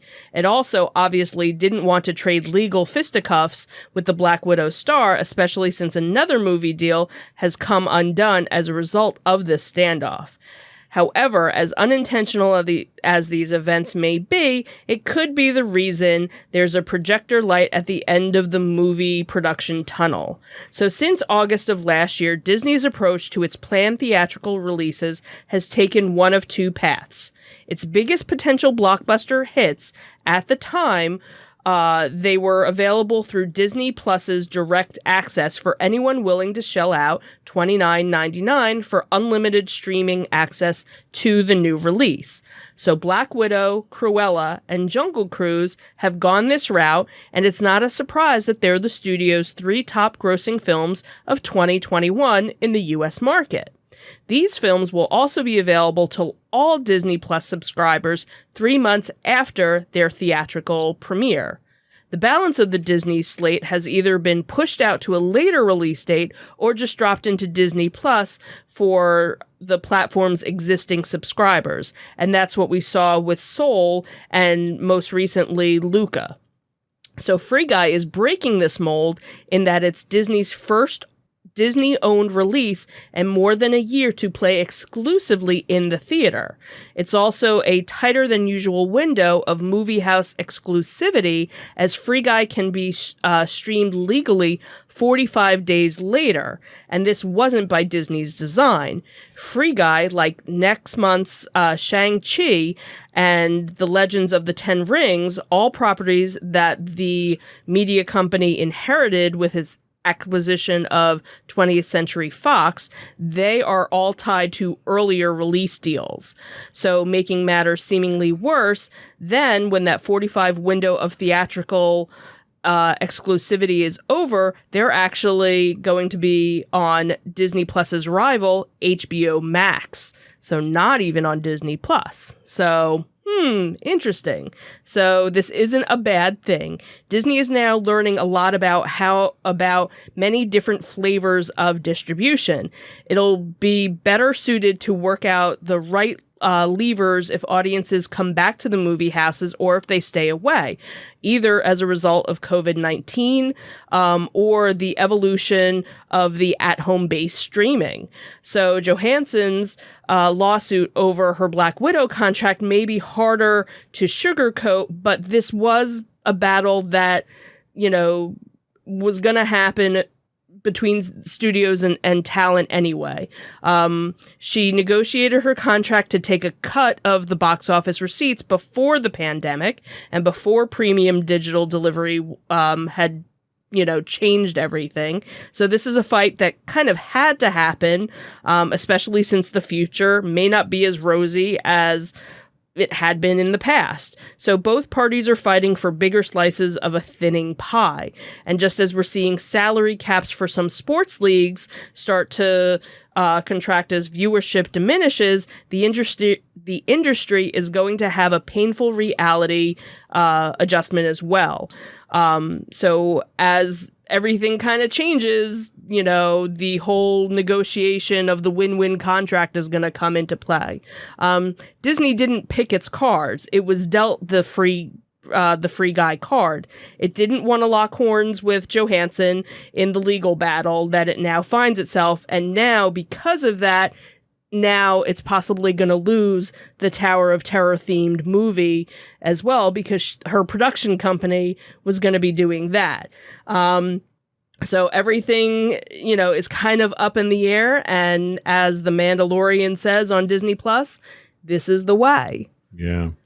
And this is the kind of that influx period that we had talked about, where this was going to happen, I think, regardless, because of this push to digital streaming. But the pandemic kind of forced it a lot sooner than anybody was ready for it. Absolutely. So, this is the way things are moving forward now. We're gonna adjust to it, just same way we did, when HBO first came out and you started getting movies over your cable box and stuff. The entire movie industry was up in arms there. Right. They struggled and it survived. Yeah, they struggled to deal with it and compensate for it. And then you came up with new rules around it. I'm not worried about Disney. I'm not worried about the studios. All the people that were making money before are going to continue making money. How we digest this stuff is really what's up in the air. And that's the thing is, I think now being able to choose how you want to view it is a nice option to have. If you want to pay $30 or $15 or whatever the premium amount is, because HBO Max, it was $15 for the month, and it was like one movie per month was coming out. So, so you could kind of subscribe, unsubscribe, so basically you were paying $15 for that one movie, or Disney doing $30. You figure if a family of 4 was going to the movie theater, you'd be spending a whole lot more, plus the food, the drink, and whatever. Well, but that's the problem. See, and then your theater industry says, well, we're missing out on all this money now. Right. But the other thing, too, is there are people that they prefer to go to a theater to watch the movie because they want the whole immersion. They want nothing from the outside world. They don't want the neighbor's dog barking or the lawnmower going off or the phone ringing or this and that. They want to be immersed. And some people enjoy going to the movie theater with, total strangers that are in it so that they can have that moment together. Yeah, there's definitely a demand for both mediums. The problem that you have is the rules do not apply right now to the streaming. So this is why you have situations like Scarlett Johansson, because her compensation package was tied to a theater exclusivity. And you're going to have to change your compensation packages now moving forward. Are you going to give your talent a larger cut of your streaming service now? I don't know if Disney Plus has been around long enough for them to determine if that's economically feasible. And if it is, what percentage can they sacrifice to keep the talent happy? It's just too new for them to do the economics on it. And that's the thing is, it was going to happen to somebody. Somebody was going to get screwed out of the deal no matter what. That's the thing. Had this not been forced down people's throats because of the pandemic, you could have brought your streaming service out. Not affected your theatrical releases, seen what your income was from that, and then started to decide, okay, we're going to bring theatrical releases to streaming now, and here's our compensation package. And the pandemic, one more thing, the pandemic. The other thing, too, is Free Guy, that's been in the can for years. That was supposed to come out years ago. And because of the acquisition and because of the pandemic, it got shelved. Because I remember seeing attractions Black for this. Widow to a certain extent as well, too. And that was the thing, because Disney had so many things in the can that they finally got to the point, okay, well, let's put this out. Well, because every movie that they had, they're in the hole for at this point. So at least if they released it on streaming, they were at least making something. Somebody probably should have looked at the contract with Johansson before they released it on streaming, though. Absolutely. So answer that eternal question of, if you build it, will they come? So we don't normally talk sports. That's usually not something that we've ever really brought up before in any of our topics. But this was just such a cool story that came out. So in Iowa, a bus carrying the New York Yankees through the cornfields, blanketing the serene, rolling farmland of northwest Iowa. One of the players noticed a difference from the usual arrival in the next city. The ride to Field of Dreams site to play the Chicago White Sox on Thursday night had everyone's attention, like a bunch of kids who couldn't believe what they were getting to do. They said it was the first time people had their headphones out and they were just glued to the windows checking out the scenery. We had a lot of guys from different countries who really haven't seen the country like this, or guys from big cities who had never seen an open field or stuff like this. It was pretty cool driving in and seeing everybody in town kind of standing on the side of the roads with signs cheering us on.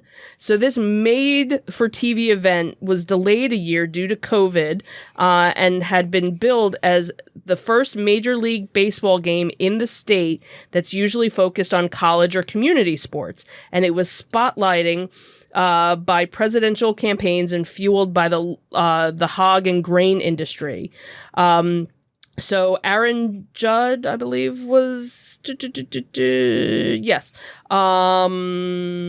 Sorry. Yeah, Aaron Judge. I knew that. Had said that it provided for a pair of picture-perfect images, launching 2 long drives into the corn stalks.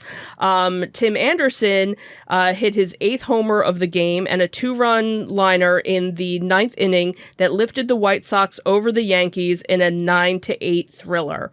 Anderson delivered a Hollywood ending too, circling the bases as fireworks exploded. So what if it was more of the natural than Field of Dreams? The commissioner of baseball actually had said that this would not be just a one-time visit. He confirmed that a Field of Dreams game would be returning in August of 2022, with the teams to be determined. So the made-from-scratch stadium was built to hold 8,000 fans to watch the White Sox and the Yankees play in one of the most anticipated mid-August games in history. And it was actually placed not too far from where the actual diamond was for the 1989 film starring Kevin Costner. And what was really cool about it was Kevin Costner actually came back for this, kind of stealing the scene of the show with this slow, ponderous stroll out into the field, just like his character from the movie did. And he basically, stopped and, as he was talking, the real players from the White Sox and the Yankees emerged from the cornfield as well. So it was a very Hollywood movie moment that, kind of got you all teary-eyed, just how cool, it was. White Sox slugger Jose Abreu had delivered an instant highlight for the first inning, hitting a line drive that zipped over the fence in left field and vanished into the corn. Judges connected for a 3-run smash in the 3rd and 2-run drive in the 9th. Neither was a can of corn because they both flew far away. So there were rows upon rows of corn between the two fields. In fact, in the same spot where Shoeless Joe Jackson and his pals appeared and disappeared during the film, the players were talking about, as a kid, you always wanted to go and visit, and here they actually had the opportunity to do it.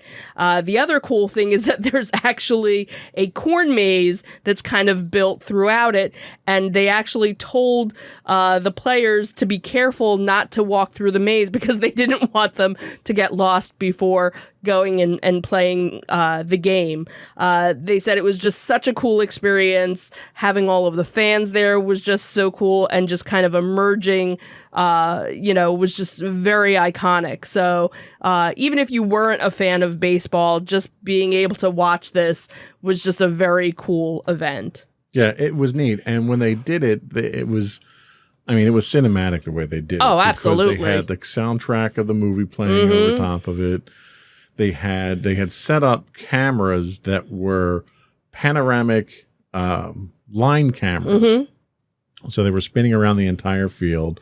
It was literally set up to be a movie production. Oh, absolutely. The way they did it. And it just, they captured it in the way that they did. There's a couple of areas where it kind of falls flat, like you got a piece of fencing out there so the people with the cameras are hidden. Right.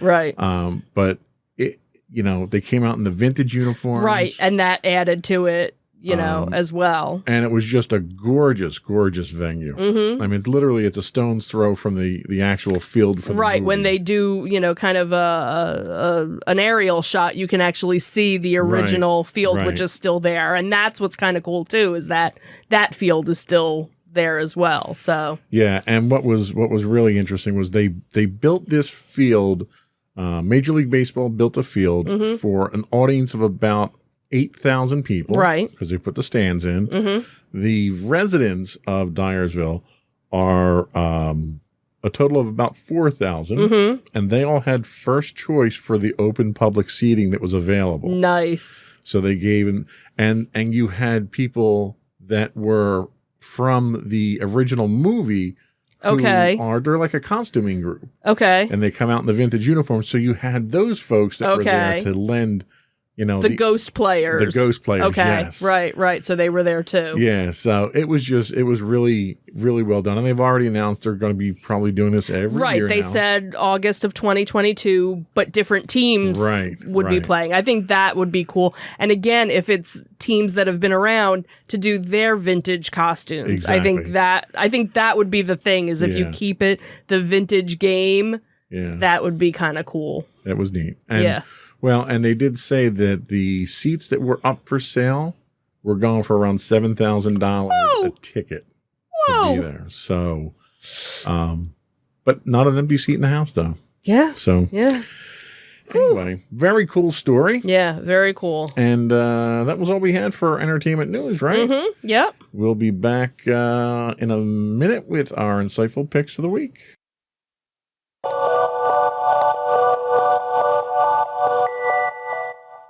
Go for your insightful pick. So my insightful pick happens to be a show that was on Apple TV, not one that I would... We watch something on Apple TV? You normally do. That's amazing. But it was a show that I had heard about, and then once I heard that it was going to be on Apple TV, I was like, oh, we got to renew our subscription so I can watch this. And it is called Schmigadoon. So 2 New York doctors, Melissa and Josh, go on a backpacking trip in an attempt to patch up their failing relationship, only to find themselves still arguing. They get lost and soon discover a magical town called Schmigadoon, which is perpetually trapped in a Golden Age-style musical, and soon learn that they cannot leave town until they find true love, which they thought they already had. So it's a very interesting take on the 1940s movie musical, Broadway musical style. But yet the two of them are, in current day fashion, where everybody that they encounter in the town, they don't know what a cell phone is. They don't know what a movie is. So they keep trying to, kind of inform the townspeople of things that they're used to. Like they're both doctors. Well, in this area of town, there's only men doctors, and the women are nurses, and the women are the school teachers, and, that whole 1940s thing. So it's interesting because the character of Melissa, she's a fan of of the musicals, so she kind of picks out, oh, this person is like from Carousel, and this person is like from The Music Man, and so she's kind of using her knowledge of Broadway shows to kind of help navigate to try and get them to finally leave the town, where Josh is like totally against it. He's like, I'm not going to sing a song. And it was like, no, you have to sing a song. If you don't sing a song, we're not going to be able to get to the next, the next scene or something. And of course, in the end, they hopefully find true love, because of course they kind of left it with a little cliffhanger. Do they actually leave or don't they? So at this time, I don't know if it's been renewed for a second season. They could totally do one. But if they kind of left it as a one and done, it would work as well. So if you're a fan of the quirky, Broadway musical type thing, or even if you're not, because they poke fun at it too. So it's something I think if we went back and you watched it with me, I think you'd have a good laugh at it too. So. Okay. Good pick. Thank you.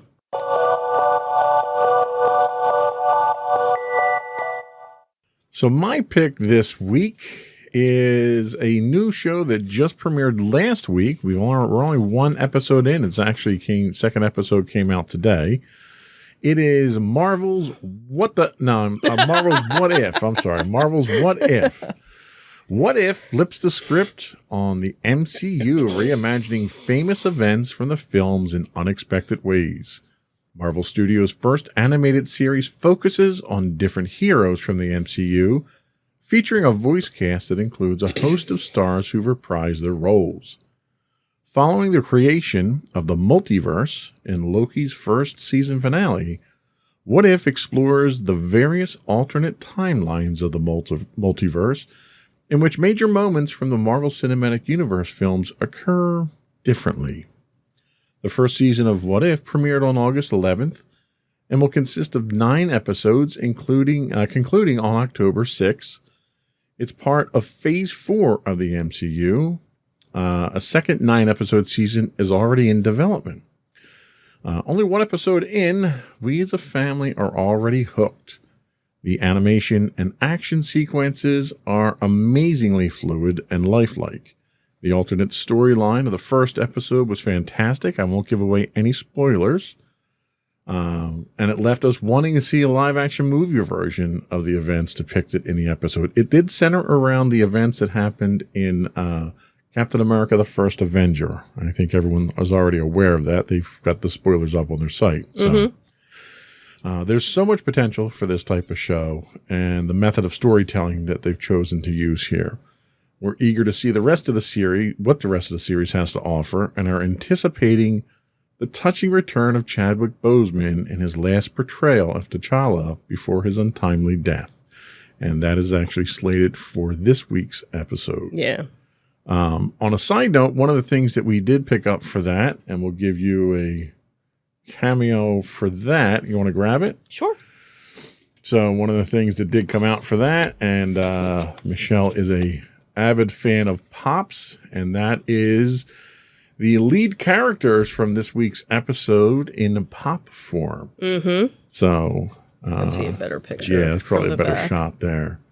So it's Captain Carter and the Hydra Stomper. The Hydra Stomper. Sounds like he goes around stepping on fire hydrants. Fire hydrants. So, yeah, this happens to be an Amazon exclusive. Yes, it is. So, yes, I am a collector of certain Pops. And who is the best husband in the world now for you are. getting you that? Thank you. You are. It's not too often I get to toot my own horn, but toot on that toot, one. Toot.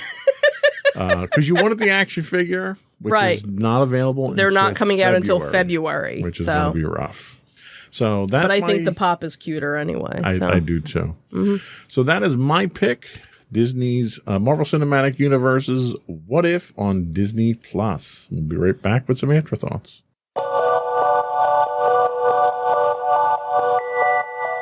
So, what are we after thinking today? So, again, as we had mentioned, if you have local shows in your area that you want us to give a shout out for, please let us know so we can put them into our notes. So, we have the Carnival of Collectibles, which will be September 11th at it's a free toy show that's at the Carnival of Collectibles. Again, that's a very unique, interesting shopping experience all on its own. So with a little toy show added, not a bad day. Also hosted by toyshows.org is the Delaware Train Show and the Oktoberfest Toy Show, October 9th and 10th. That's the one that is held in Newcastle, Delaware at the Nur Shrine Center, one of our favorite locations to go to for the toy show. And then September 25th and 26th at the Greater Philadelphia Expo Center. RetroCon. Another fan favorite of ours that's done very well. Lots of retro toys and collectibles. Some new stuff shows up there as well. Lots of pops usually. They usually have the 501st is usually there with a little setup. And they do have a couple of celebrities that show up. A lot of costuming groups. That's where your G.I. Joe costuming group shows up. Right. Couple of vehicles are usually there. A-Team van is there. Right. Yeah. So a couple of different celebrities are there. Last time they had Gil Gerard there from Buck Rogers. Right. And they do a couple little panels too. So not huge. Mm-hmm. So it'll be interesting to see how they handle it. I think Sunday they do a costume contest, and I think Saturday they do a retro t-shirt contest or something. If you go to their website, there's more information, and as it gets closer, we'll give a little bit more out. Then this past weekend, you had the one Monster Mania, but then in September, the 24th through the 26th in Hunt Valley, Maryland, will be Monster Mania 47, and then October, moving to Oaks for the first time, is Monster Mania 48, which would be very interesting to see because it's not a venue that they normally hold it at. Unless it's 120 degrees and they do it outside, so completely different. And then the first weekend of October, also at the Greater Philadelphia Expo Center, is Brickfest. So if you have little ones or you are into Legos, this is a very cool event to go and see. Who's into Legos? Who's into Legos? Yvette Nicole Brown. Oh, is she? Yeah. You going to invite her? She got one for her birthday that she posted on Twitter. You are such a name dropper. You're so funny. Well, you should tell her, hey, why don't you come to Philly? Because Brickfest is coming. Well, next time I talk to her, I'll let her know. You let her know and tell her that we might be there one of those 2 days. So again, really kind of a cool event. Hard to find Legos are usually being sold there along with current ones. And, displays from the tiniest little thing up into big, giant, huge Star Destroyer displays. Yep. And that's it for now. It was a life-size Star Destroyer, too. Yes, it was. Yes, if you were really small. A really small Lego guy. So anyway, that's all we got. We'll, I guess once we get into September, we'll rotate into the next. Yeah, we do have we're some almost... December stuff to... we have November and December. November and December, yeah. We're running out of time in this year. Oh, my God! So anyway, I think that was it, right? Before we go, I would once again invite our listening and viewing audience to subscribe to the podcast. You can get audio versions of this podcast listed as Insights into Entertainment. Video versions are listed as Insights into Things on Apple Podcasts, Spotify, Google, Stitcher, iHeartRadio, TuneIn, and anywhere you can get a podcast these days. I would also invite you to write in, give us some feedback, give us some shows that we can plug for you in your area too. You can email us at comments@insightsintothings.com. You can find us on Twitter at insights_things. We're on Facebook at facebook.com/insightsintothingspodcast. You can find us on Instagram at instagram.com/insightsintothings. Audio versions of this podcast can be found on the web at podcast.insightsintoentertainment.com. You can find video versions of our podcasts at youtube.com/insightsintothings. We do stream 5 days a week on Twitch, YouTube, and a few other places. On Twitch, we're at twitch.tv/insightsintothings. If you are an Amazon Prime subscriber, you do get a free monthly Twitch Prime subscription. We would greatly appreciate it if you subscribed to our podcast on Twitch. And if you forgot any of those links or just want to go to our main site that has links to every place else, you can find us at insightsintothings.com. That's it. Another one in the books. Have a good week, everyone. Bye. Bye.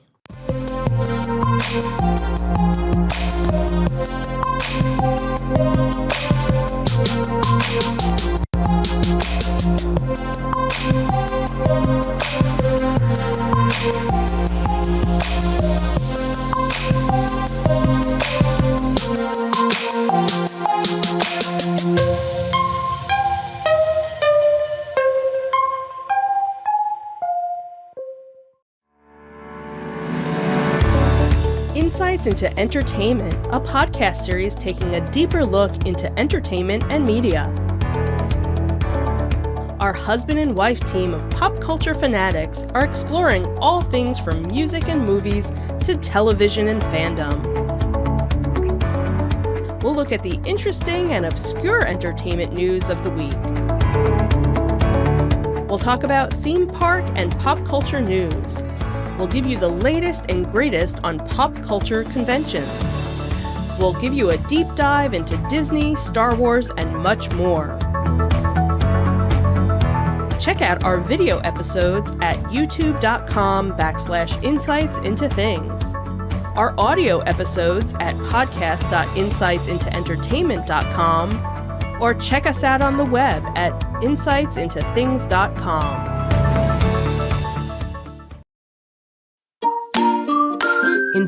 Insightful podcasts by informative hosts.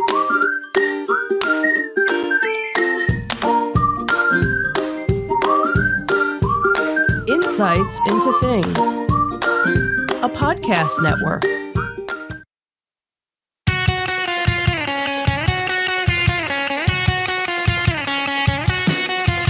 Welcome to Insights into Entertainment, a podcast series taking a deeper look into entertainment and media. Your hosts, Joseph and Michelle Whalen, a husband and wife team of pop culture fanatics, are exploring all things from music and movies to television and fandom. Welcome to Insights into Entertainment. This is episode 122, Smells Like Treasures, Tributes, and Resurrections. I'm your host, Joseph Whalen, and my creative and talented co-host, Michelle Whalen. Hi, everyone. How you doing today, dear? Tired. How are you? Tired. You're always tired when we do these in the evening, aren't you? No, I'm tired because I was in the office today. Oh, the evil office. The evil office. That's not the evil good. flume. I know, it is rough being in the office 2 days a week, isn't it? Shush. My goodness. I don't know how the rest of the world survives 5 days in the office. No, wait, I do, because that's what I do. Mm-hmm. Don't be bitter. Yeah, just a little bit. Yeah, well. Anyway, I bet that's not what we're talking about today, is it? That is not what we're talking about today. Today, in our Disney Detective, Walt Disney's personal plane remains abandoned at Disney World.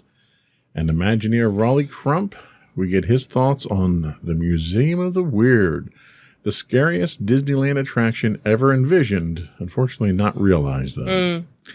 Then in our Tales from the Edge of the Galaxy, we finally learn how Palpatine survived and returned in Rise of Skywalker. What we don't figure out is why, because I still am puzzled why they did that, but anyway. We also talk about that Andor, the Star Wars show about Cassian Andor, who was featured in Rogue One, reportedly has wrapped filming, so hopefully we should be seeing that soon. That's another one that I wonder why they made that, because I'm not really sure a backstory was needed, but hey, you know what? That seems to be what we're doing these days. We kill off characters and then give them a backstory.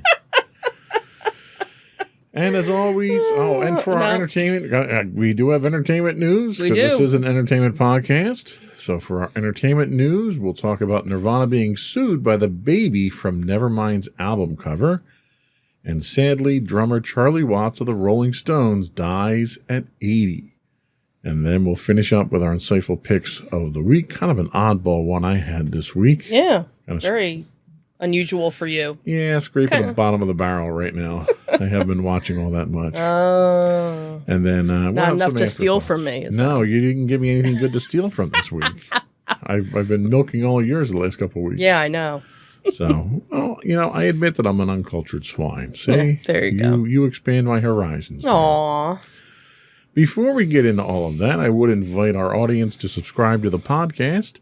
You can get audio versions of this podcast listed as Insights into Entertainment. You can also get video versions of this podcast and all of the network's podcasts listed as Insights into Things. Pretty much anywhere you get a podcast, Google, Apple, Spotify, Stitcher, Amazon, and so forth. I would also invite our audience to write in, give us some feedback. You can email us at comments@insightsintothings.com. You'll find us on Twitter at insights_things. or facebook.com/Insights Into Things podcast. We're also on Instagram at instagram.com/Insights Into Things, where links to all of those and more can be found on our website at insightsintothings.com. Shall we get into it? Let's do it. All right.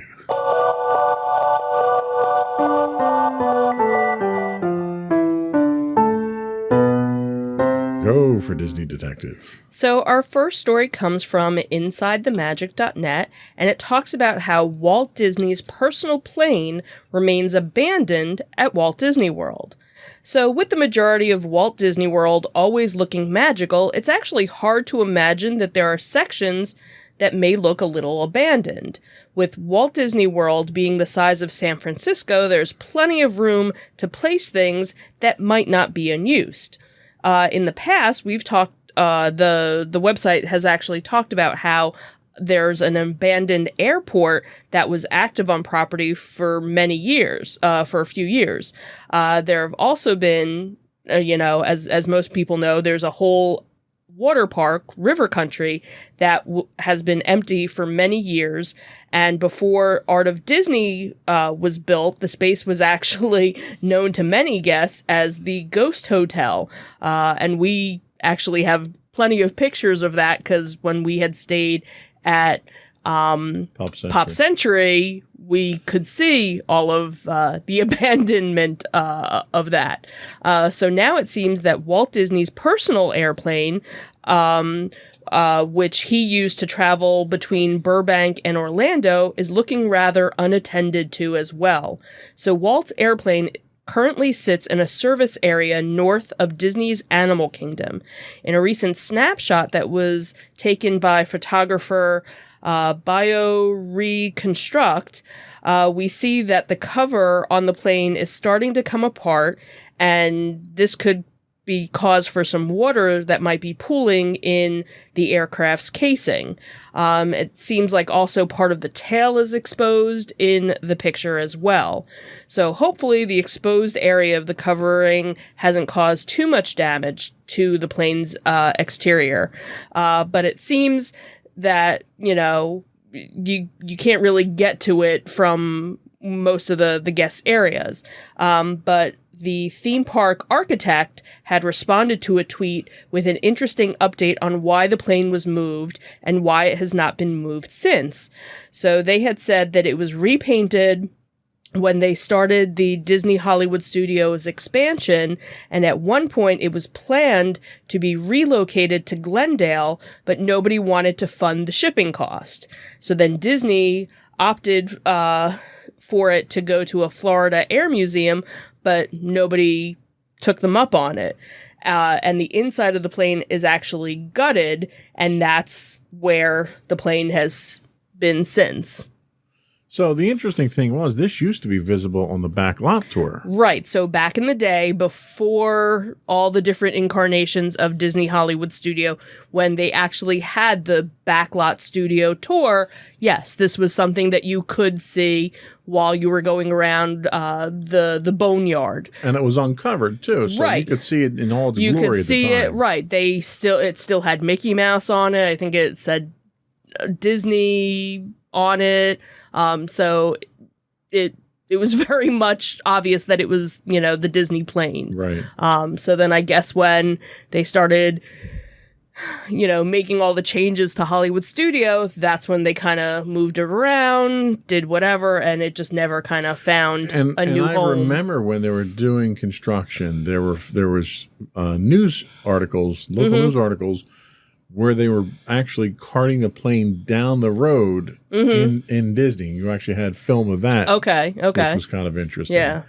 But, I mean, clearly it's a collector's item at this point in time. Oh, absolutely. It's never going to fly again. Right, but it would be nice if they would clean it up and put it someplace where, guests could see it even. Yeah, where would you put that, though? Well, they have 100 square acres. Well, I know, but like...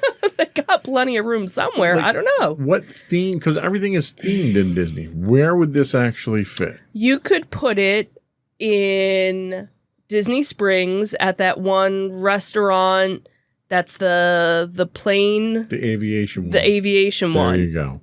Huh. See? Or turn it into a Problem solved. restaurant. Yeah, you could do that too. Kind of a cramped restaurant. Yeah, but- kind of snug. Yeah. But see, you could totally do. There you go. See, Disney. that. Listen to this podcast. We just gave you an excellent We just gave idea. you a perfect plan for There you go. what to do with it. You know where else you could probably put it? You could probably put it at Vero Beach. Oh yeah, Because they've got plenty of land out there. You got the airport out there. you do have the airport out You've got there. the museum out there. So Right. that might be a good place at the airstrip out there at Vero Beach. Yeah, you could do that too. Anyway. So let's talk about the Museum of the Weird. So this article came from the San Francisco Gate, and it talked about how Imagineer Rolly Crump had helped to create the Museum of the Weird, which was going to be the scariest Disneyland attraction ever, and obviously never came to be. So Walt Disney always knew that he wanted to have a spooky attraction at Disneyland, but beyond that, he didn't know what he wanted, or that it would eventually become the Haunted Mansion. So in assembling the team tasked with conveying it, he paired legendary Imagineer Yale Gracie, who had pioneered many of the effects in Pirates of the Caribbean, with a younger Imagineer, Rolly Crump, who was newer to the team, but who had caught Disney's attention with his innovations working in the animation studio. He had said, "We weren't really given too much direction on the project." Crump, who is the last living original Haunted Mansion Imagineer, say that five times fast, who then later designed attractions like the Enchanted Tiki Room and parts of Epcot, wrote in his memoirs, "It's kind of a cute story." He said at the time, they still really didn't know what they wanted it to be. He also added in his book that they just kind of set us loose. Walt just wanted us to be left alone and gave us the freedom to do whatever we wanted. We had our own little studio that we just filled with all sorts of crazy stuff. What is interesting is that in the Haunted Mansion episode of Beyond the Attraction, he goes and talks about this part of the story where they had come up with much scarier things for the attraction, so much so that they actually scared the custodians at WED Enterprises, and that there were custodians that refused to go into their work area at night because things were so scary. So they had just a lot of fun creating it. But then what ended up happening was, while they were planning all of this, then you had the World's Fair, the New York World's Fair, come into play. So then what they ended up doing was transferring a whole bunch of the Imagineers from the park attractions over to work on that. And then after the World's Fair was done, then they moved them back to the park projects. But then, unfortunately, Walt Disney had passed away before the project could actually come to fruition.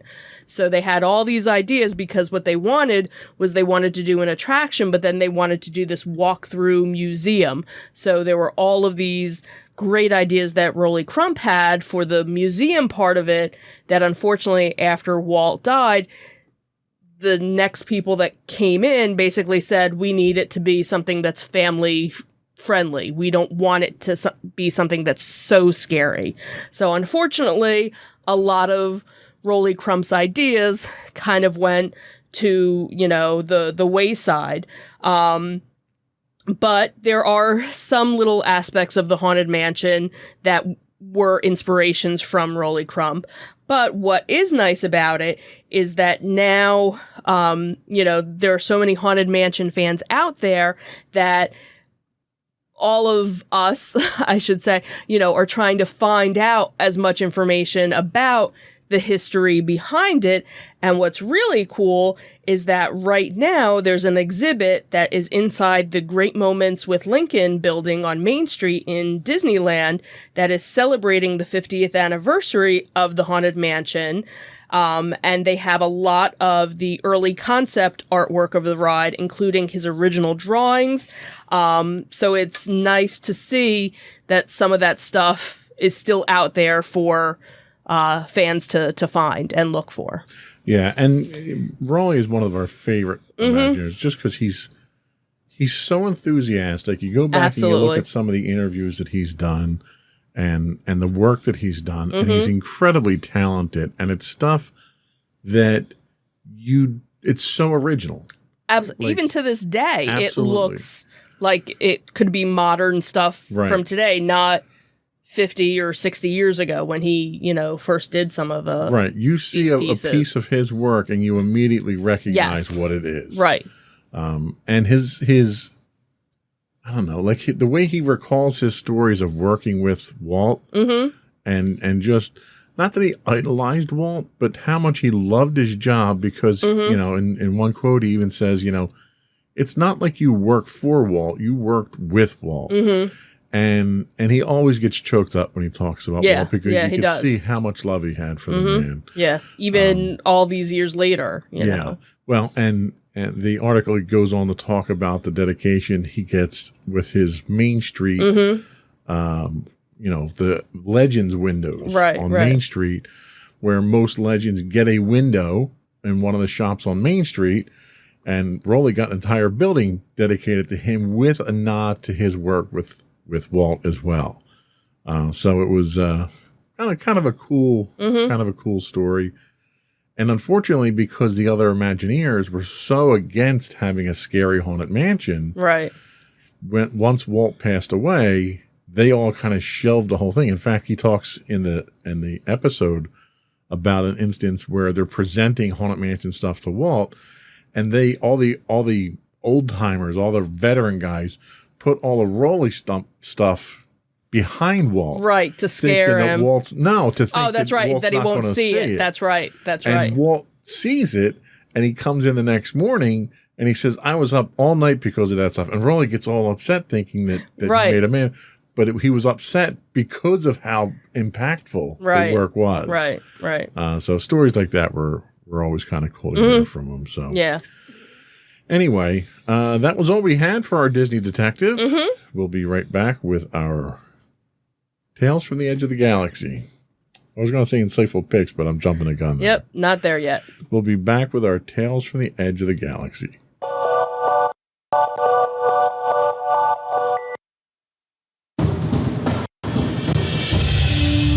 For over 7 years, the Second Sith Empire has been the premier community guild in the online game Star Wars: The Old Republic. With hundreds of friendly and helpful active members, a weekly schedule of nightly events, annual guild meet and greets, and an active community both on the web and on Discord. The Second Sith Empire is more than your typical gaming group. We're family. Join us on the Starforge server for nightly events such as operations, flashpoints, world boss hunts, Star Wars trivia, guild lottery, and much more. Visit us on the web today at www.thesecondsithempire.com.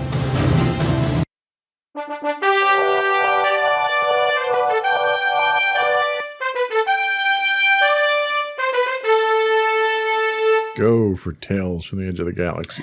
So our first story for our Star Wars section comes from, I don't know. What is that? Deseret.com. Deseret.com? Sure, we'll go with that.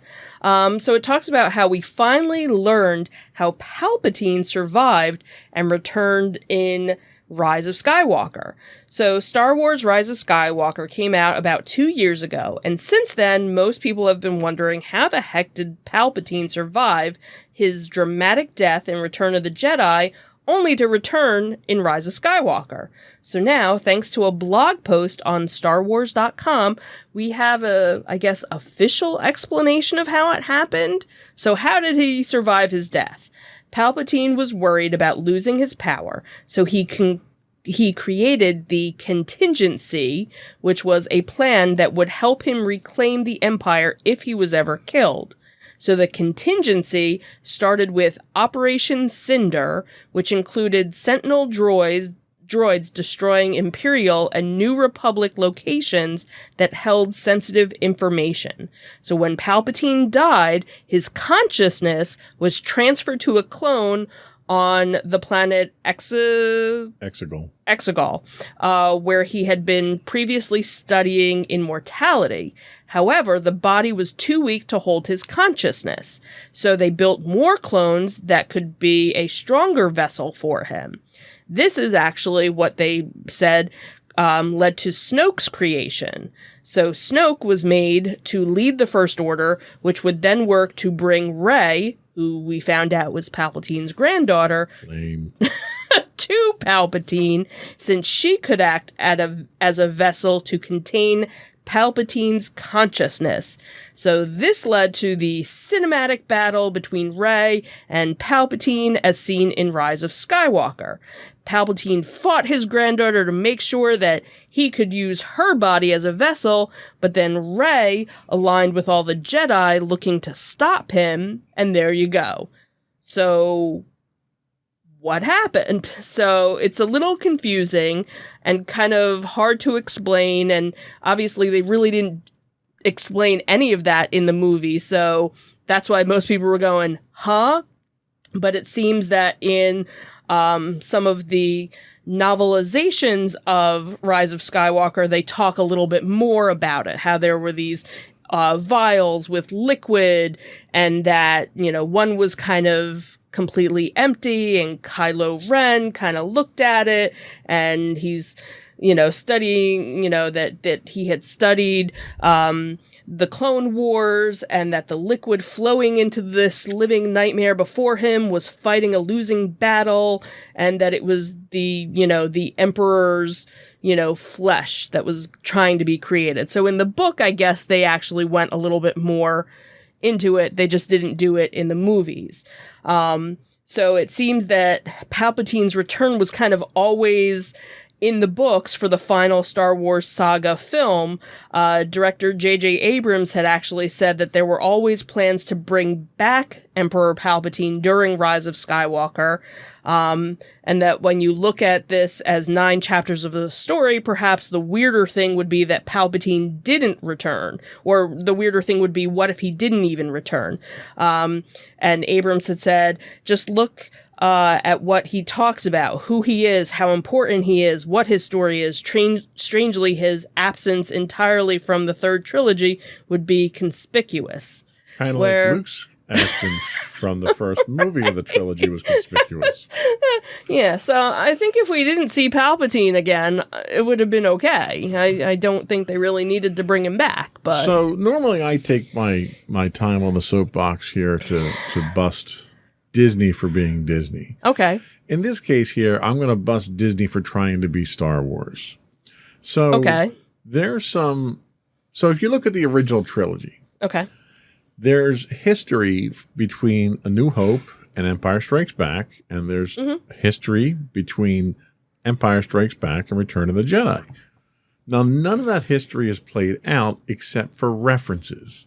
For instance, there's this one particular reference where Han Solo says that he has to leave in the beginning of the movie when they're on Hoth. And he makes reference to the bounty hunter on Ord Mantell.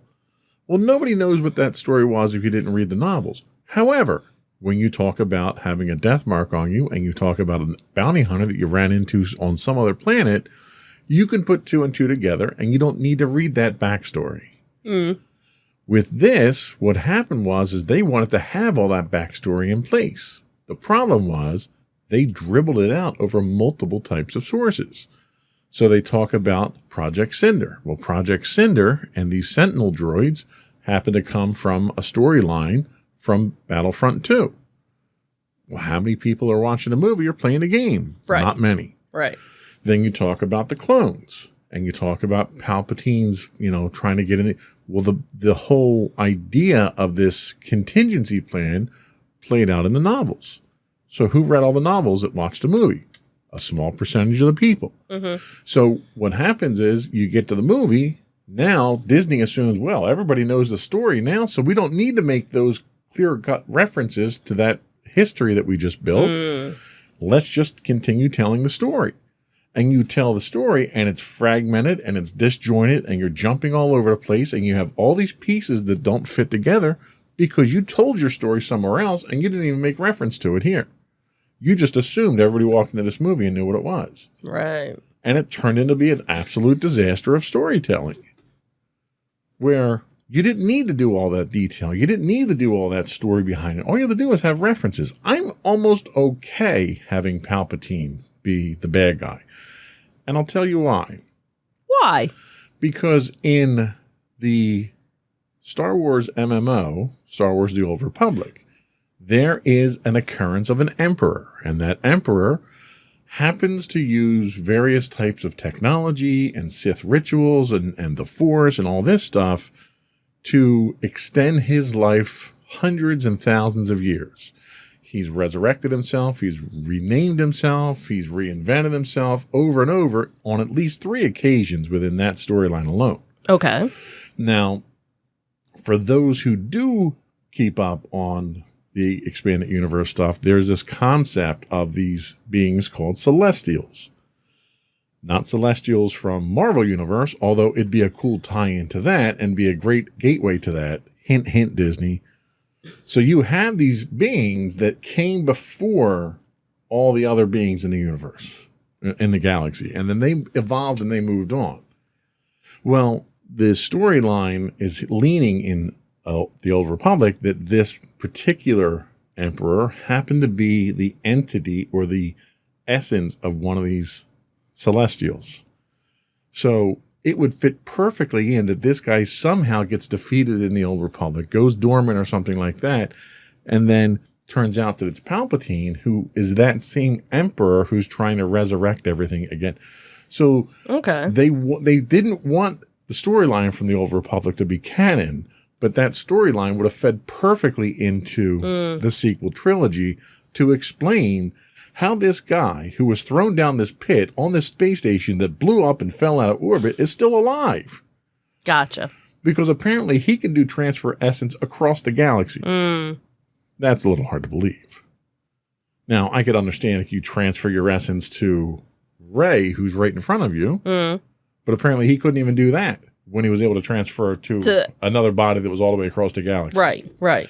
So it's hard to believe the way that they brought him back. But had they done it right, I would have bought it. The fact that you have Rey as his granddaughter makes no sense whatsoever. You didn't need him because Anakin was supposed to be that vessel that he was supposed to transfer himself into. Because the one book that is canon, the Sidious book, talks about Sidious and his former master, Plagueis, who he learned how to preserve life from.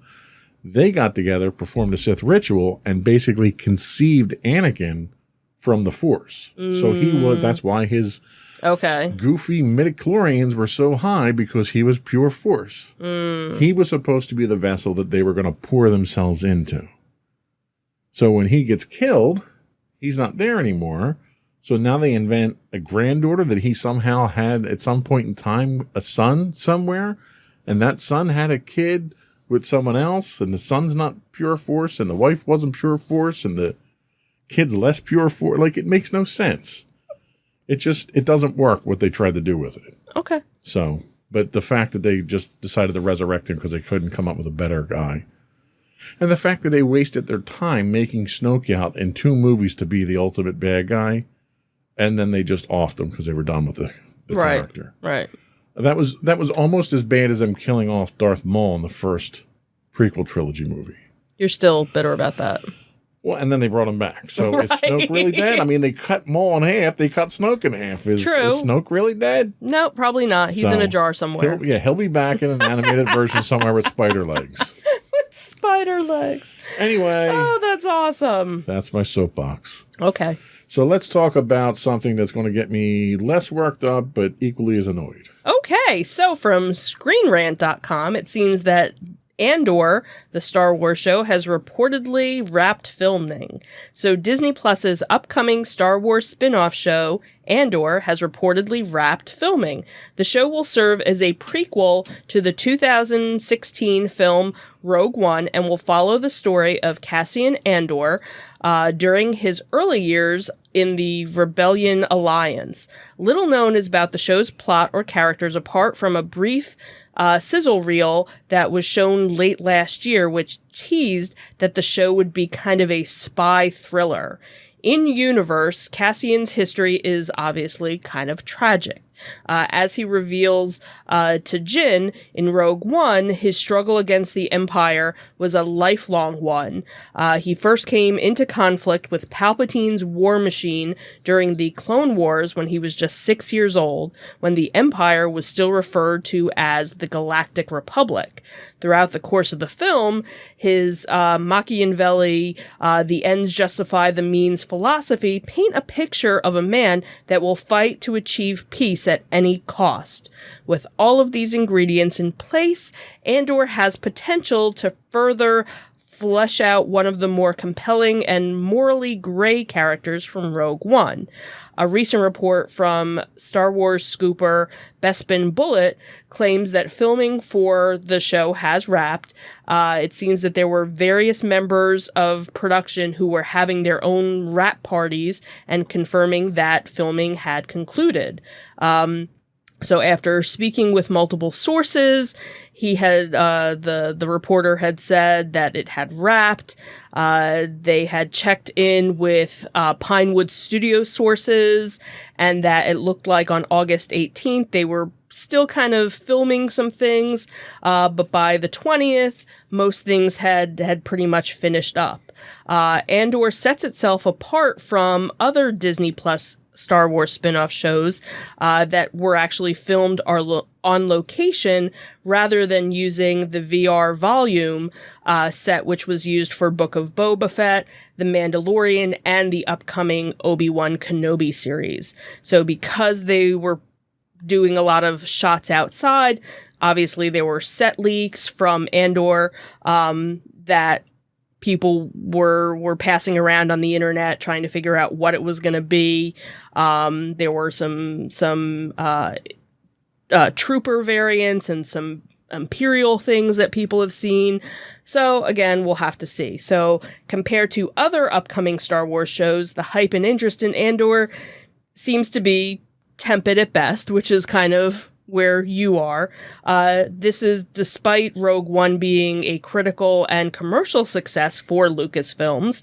That said, Cassian is considered one of the better characters in that movie thanks to his moral ambiguity painting of the rebellion in a darker light, but it's worth remembering that The Bad Batch earned mixed reactions following its initial announcement, yet the show has more than justified its existence with arguably one of the strongest first seasons of Star Wars animation.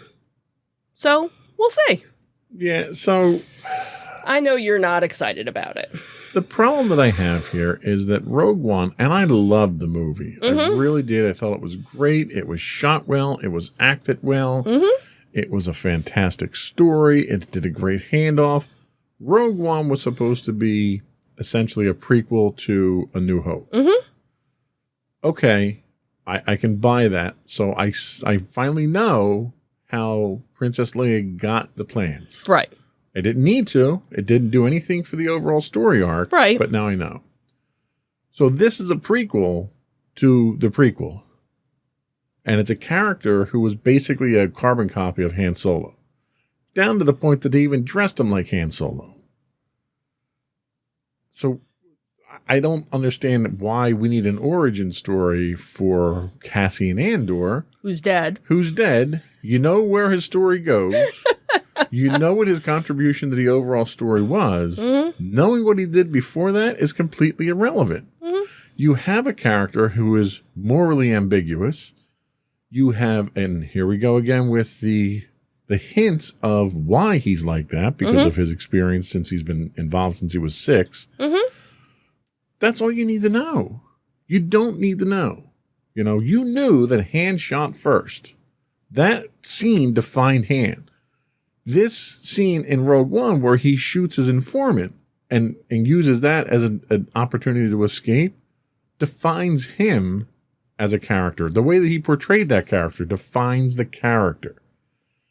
You go back and you do a prequel and you try to explain that character further, you're going to dilute the character and you're going to diminish that character. Now, if they shoot it and they do a story as good as they did Rogue One, that's great. You know, regardless, I'm going to wind up watching it. But Disney needs to come up with better stories. They need to come up with original stories. I'll even give you The Bad Batch because The Bad Batch is bridging that gap between Clone Wars and A New Hope. It's telling you that story. It's filling in the blanks that people want to know. Star Wars now has this huge gap between Return of the Jedi and Force Awakens that for some reason Disney doesn't want to touch. You're getting little hints of it from The Mandalorian, but you're only looking 5 years in the future. Right, you're not looking more than that. You've got a 30-year gap there.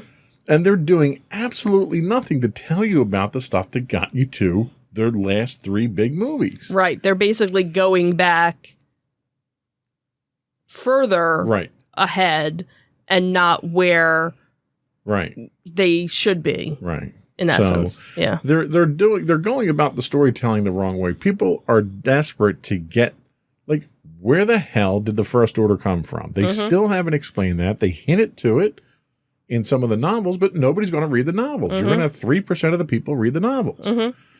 And that would help, for Disney at least, bridging the gap of Star Wars Galaxy's Edge. Exactly. Why are we worried about the First Order? Where's Darth Vader? Where's all these, okay, Kylo Ren, all right, whatever, but how did we They want to hinge their entire Star Wars property on the sequel trilogy, but they seem very hesitant to get you to that trilogy. To how it's there. I feel I have no investment whatsoever in that new trilogy. The characters that they introduced there are completely paper characters that have no meaning to me whatsoever. Rey is a Jedi. Okay, great. What's she going to do now? We don't know. She turned into lightsabers and she moved on. Like, that makes no sense. You had Finn that you were setting up as a Jedi because he was Force sensitive. And then all of a sudden he's not Force sensitive anymore. Nobody cares that he's Force sensitive. He's just there. Hi, Finn. You've got Poe, who you completely threw away in Last Jedi, and he comes back and he kind of does stuff and he can fly again all of a sudden. And it's like they gave you nothing to be invested in these characters. Right. People were far more worried about Carrie Fisher showing up in Rise of Skywalker and what she did. They were more invested in Laura Dern's character, who nobody liked, but she sacrificed herself. You know, they were more concerned about Akbar, but you just spaced him. You just killed him off, and you didn't get to see anything with him. It's a twap. It's like I don't understand what they're like. Like, Disney is a storytelling company, and they're doing a terrible job. You look at what they do with Marvel. Marvel is a fantastic storytelling thing. By the way, Kevin Feige did come out and announce he's co-producing a Star Wars movie with Kathleen Kennedy, and Han Solo is not going to be in the movie. Apparently there was some speculation that Han Solo was going to show up in whatever movie he was doing. But he's dead. Well, so is Darth Maul, and Darth Maul's back too, so... True, okay. Yeah. And Obi-Wan's dead, and he's back, and Cassian's dead, and he's back, so... Okay, gotcha. Death in the Star Wars universe doesn't really mean it's like dead. a soap opera. Exactly. You look different. Yeah. Anyway. You done? Are you done ranting? I am done. This was a Star Wars rant this week. Phew! So we'll be right back with our entertainment news of the week.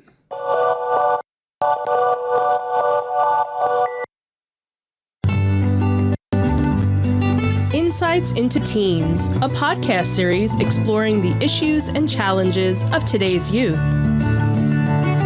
talking to real teens about real teen problems. Explore issues from braces to puberty, social anxiety to financial responsibility. Each week, we talk about the topics concerning today's youth. We look at how the issues affect teens, how to cope with these issues, and how parents, friends, and loved ones can help teens handle these challenges. Check out our video episodes on youtube.com/insightsintothings. Catch our audio versions on podcast.insightsintoteens.com or on the web at insightsintothings.com.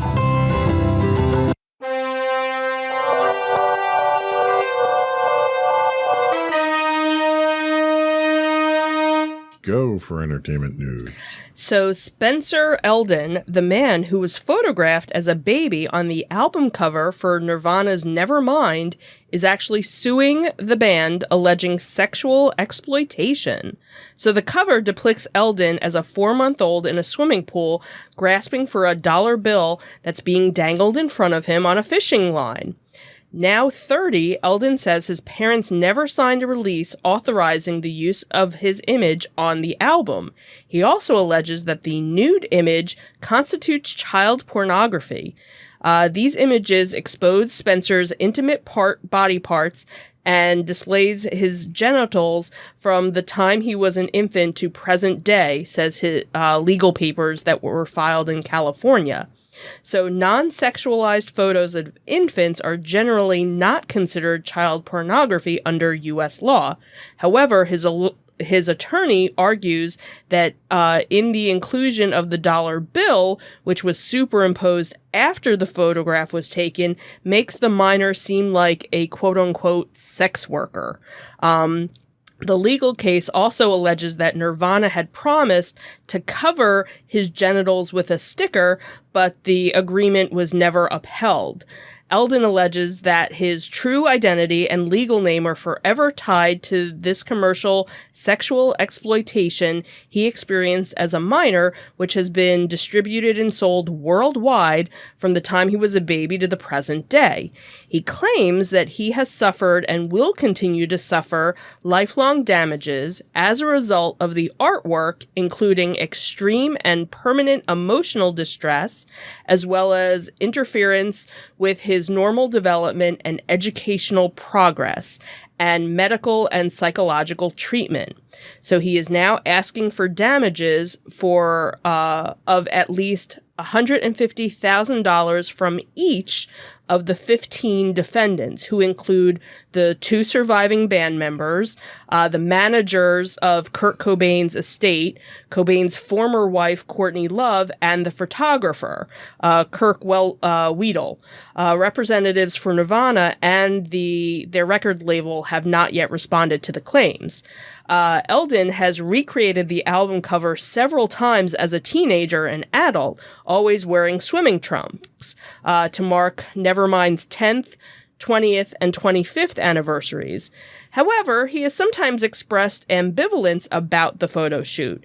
So back in 2016, he actually told Time magazine that he had got a little upset about the notoriety as he grew up.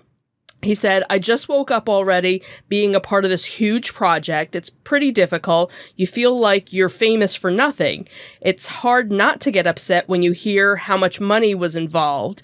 And then you go to a baseball game and you think about it, man, everybody at this game has probably seen my little baby penis." And you kind of feel that, his human rights were revoked. But then in other interviews that he did, he was kind of more upbeat about the image. So at one point he had said, "It's always been a positive thing and opened doors for me." And this he had told The Guardian about 6 years ago. He had said, "I was 23 and an artist, and the story actually gave me an opportunity to work with Shepard Fairey for 5 years, and he was a huge music connoisseur, so when he heard that I was the Nirvana baby, he thought it was really cool." And then back in 2008, his father had recounted that the photo shoot for the photo shoot to U.S. radio network NPR, that they were actually offered $200 by the photographer, who was actually a family friend, and they basically had this huge pool party. No one had any idea what was going on, and the family quickly forgot about the photo shoot until 3 months later when they saw the Nevermind album cover blown up on the wall of Tower Records in Los Angeles. 2 months after the NPR article, Geffen Records had sent the 1-year-old Spencer a platinum album and a teddy bear. The album, which included the hits Smells Like Teen Spirit, Come As You Are, and Lithium, went to sell on 30 million copies around the world. So I'm not a lawyer or a legal I don't scholar, play one on TV. nor do I play one on TV. But I can't help but think if you looked up frivolous lawsuit in the dictionary, this guy's face would be right next to it, right next to his baby penis. This is ridiculous because it was okay for him to exploit his notoriety. Because I'll tell you, you have no idea who that baby is. Absolutely. And you wouldn't know anything about who that baby is if he hadn't exploited it himself. Right. So apparently the gravy train has run out on his ability to exploit this. Right. So now he's going to complain about it and say his rights were violated and try to get more money out of it. And that's his next phase of exploitation of this. Right. Especially if you've never gone and recreated this. Right. But you did it multiple times. 10-year, 20-year. Just 5 years ago on the 25th anniversary. What happened was he realized, well, I didn't get nearly as much money for the 25-year one that I thought I was going to get. Yeah. I'm not going to get anywhere near what I want for the 30-year, so let me sue now. Right. And I'm sorry, but once you've taken advantage of this and exploited it and used it for your own gain, you've given up any right you have to sue on it at this point in time. Right. I think they should go through with the lawsuit, and when he loses, he should pay the defendant's legal fees. And this is why you need tort reform in this country, so that you don't have stupid, frivolous lawsuits like this. Yep. On to a sadder note. Yeah, so continuing with some music news, but very sad music news. Charlie Watts, the self-effacing and unshakable Rolling Stones drummer who helped anchor one of rock's greatest rhythm sections and used his day job to support his enduring love of jazz, had passed away, according to his publicist, and he was 80 years old. His publicist said on Tuesday that Watts passed away peacefully in a London hospital earlier today, surrounded by his family. Charlie was a cherished husband, father, and grandfather who also was also a member of the Rolling Stones, one of the greatest drummers of his generation. Watts had announced that he would not go on the world tour with the Stones in 2022 because of an undefined health issue. The quiet, elegantly dressed Watts had often ranked with Keith Moon, Ginger Baker, and a handful of others as a premier rock drummer, respected worldwide for his muscular, swinging style as the Stones rose from their scruffy beginnings to international stardom. He joined the band early in 1963 and remained for nearly 60 years, ranked just behind Mick Jagger and Keith Richards as the group's longest-lasting and most essential members. He stayed on and largely held himself apart through the drug abuse, creative clashes, and ego wars that helped kill founding member Brian Jones, drove bassist Bill Wyman and Jones's replacement, Mick Taylor, to quit, and otherwise made being in the Stones a most exhausting job.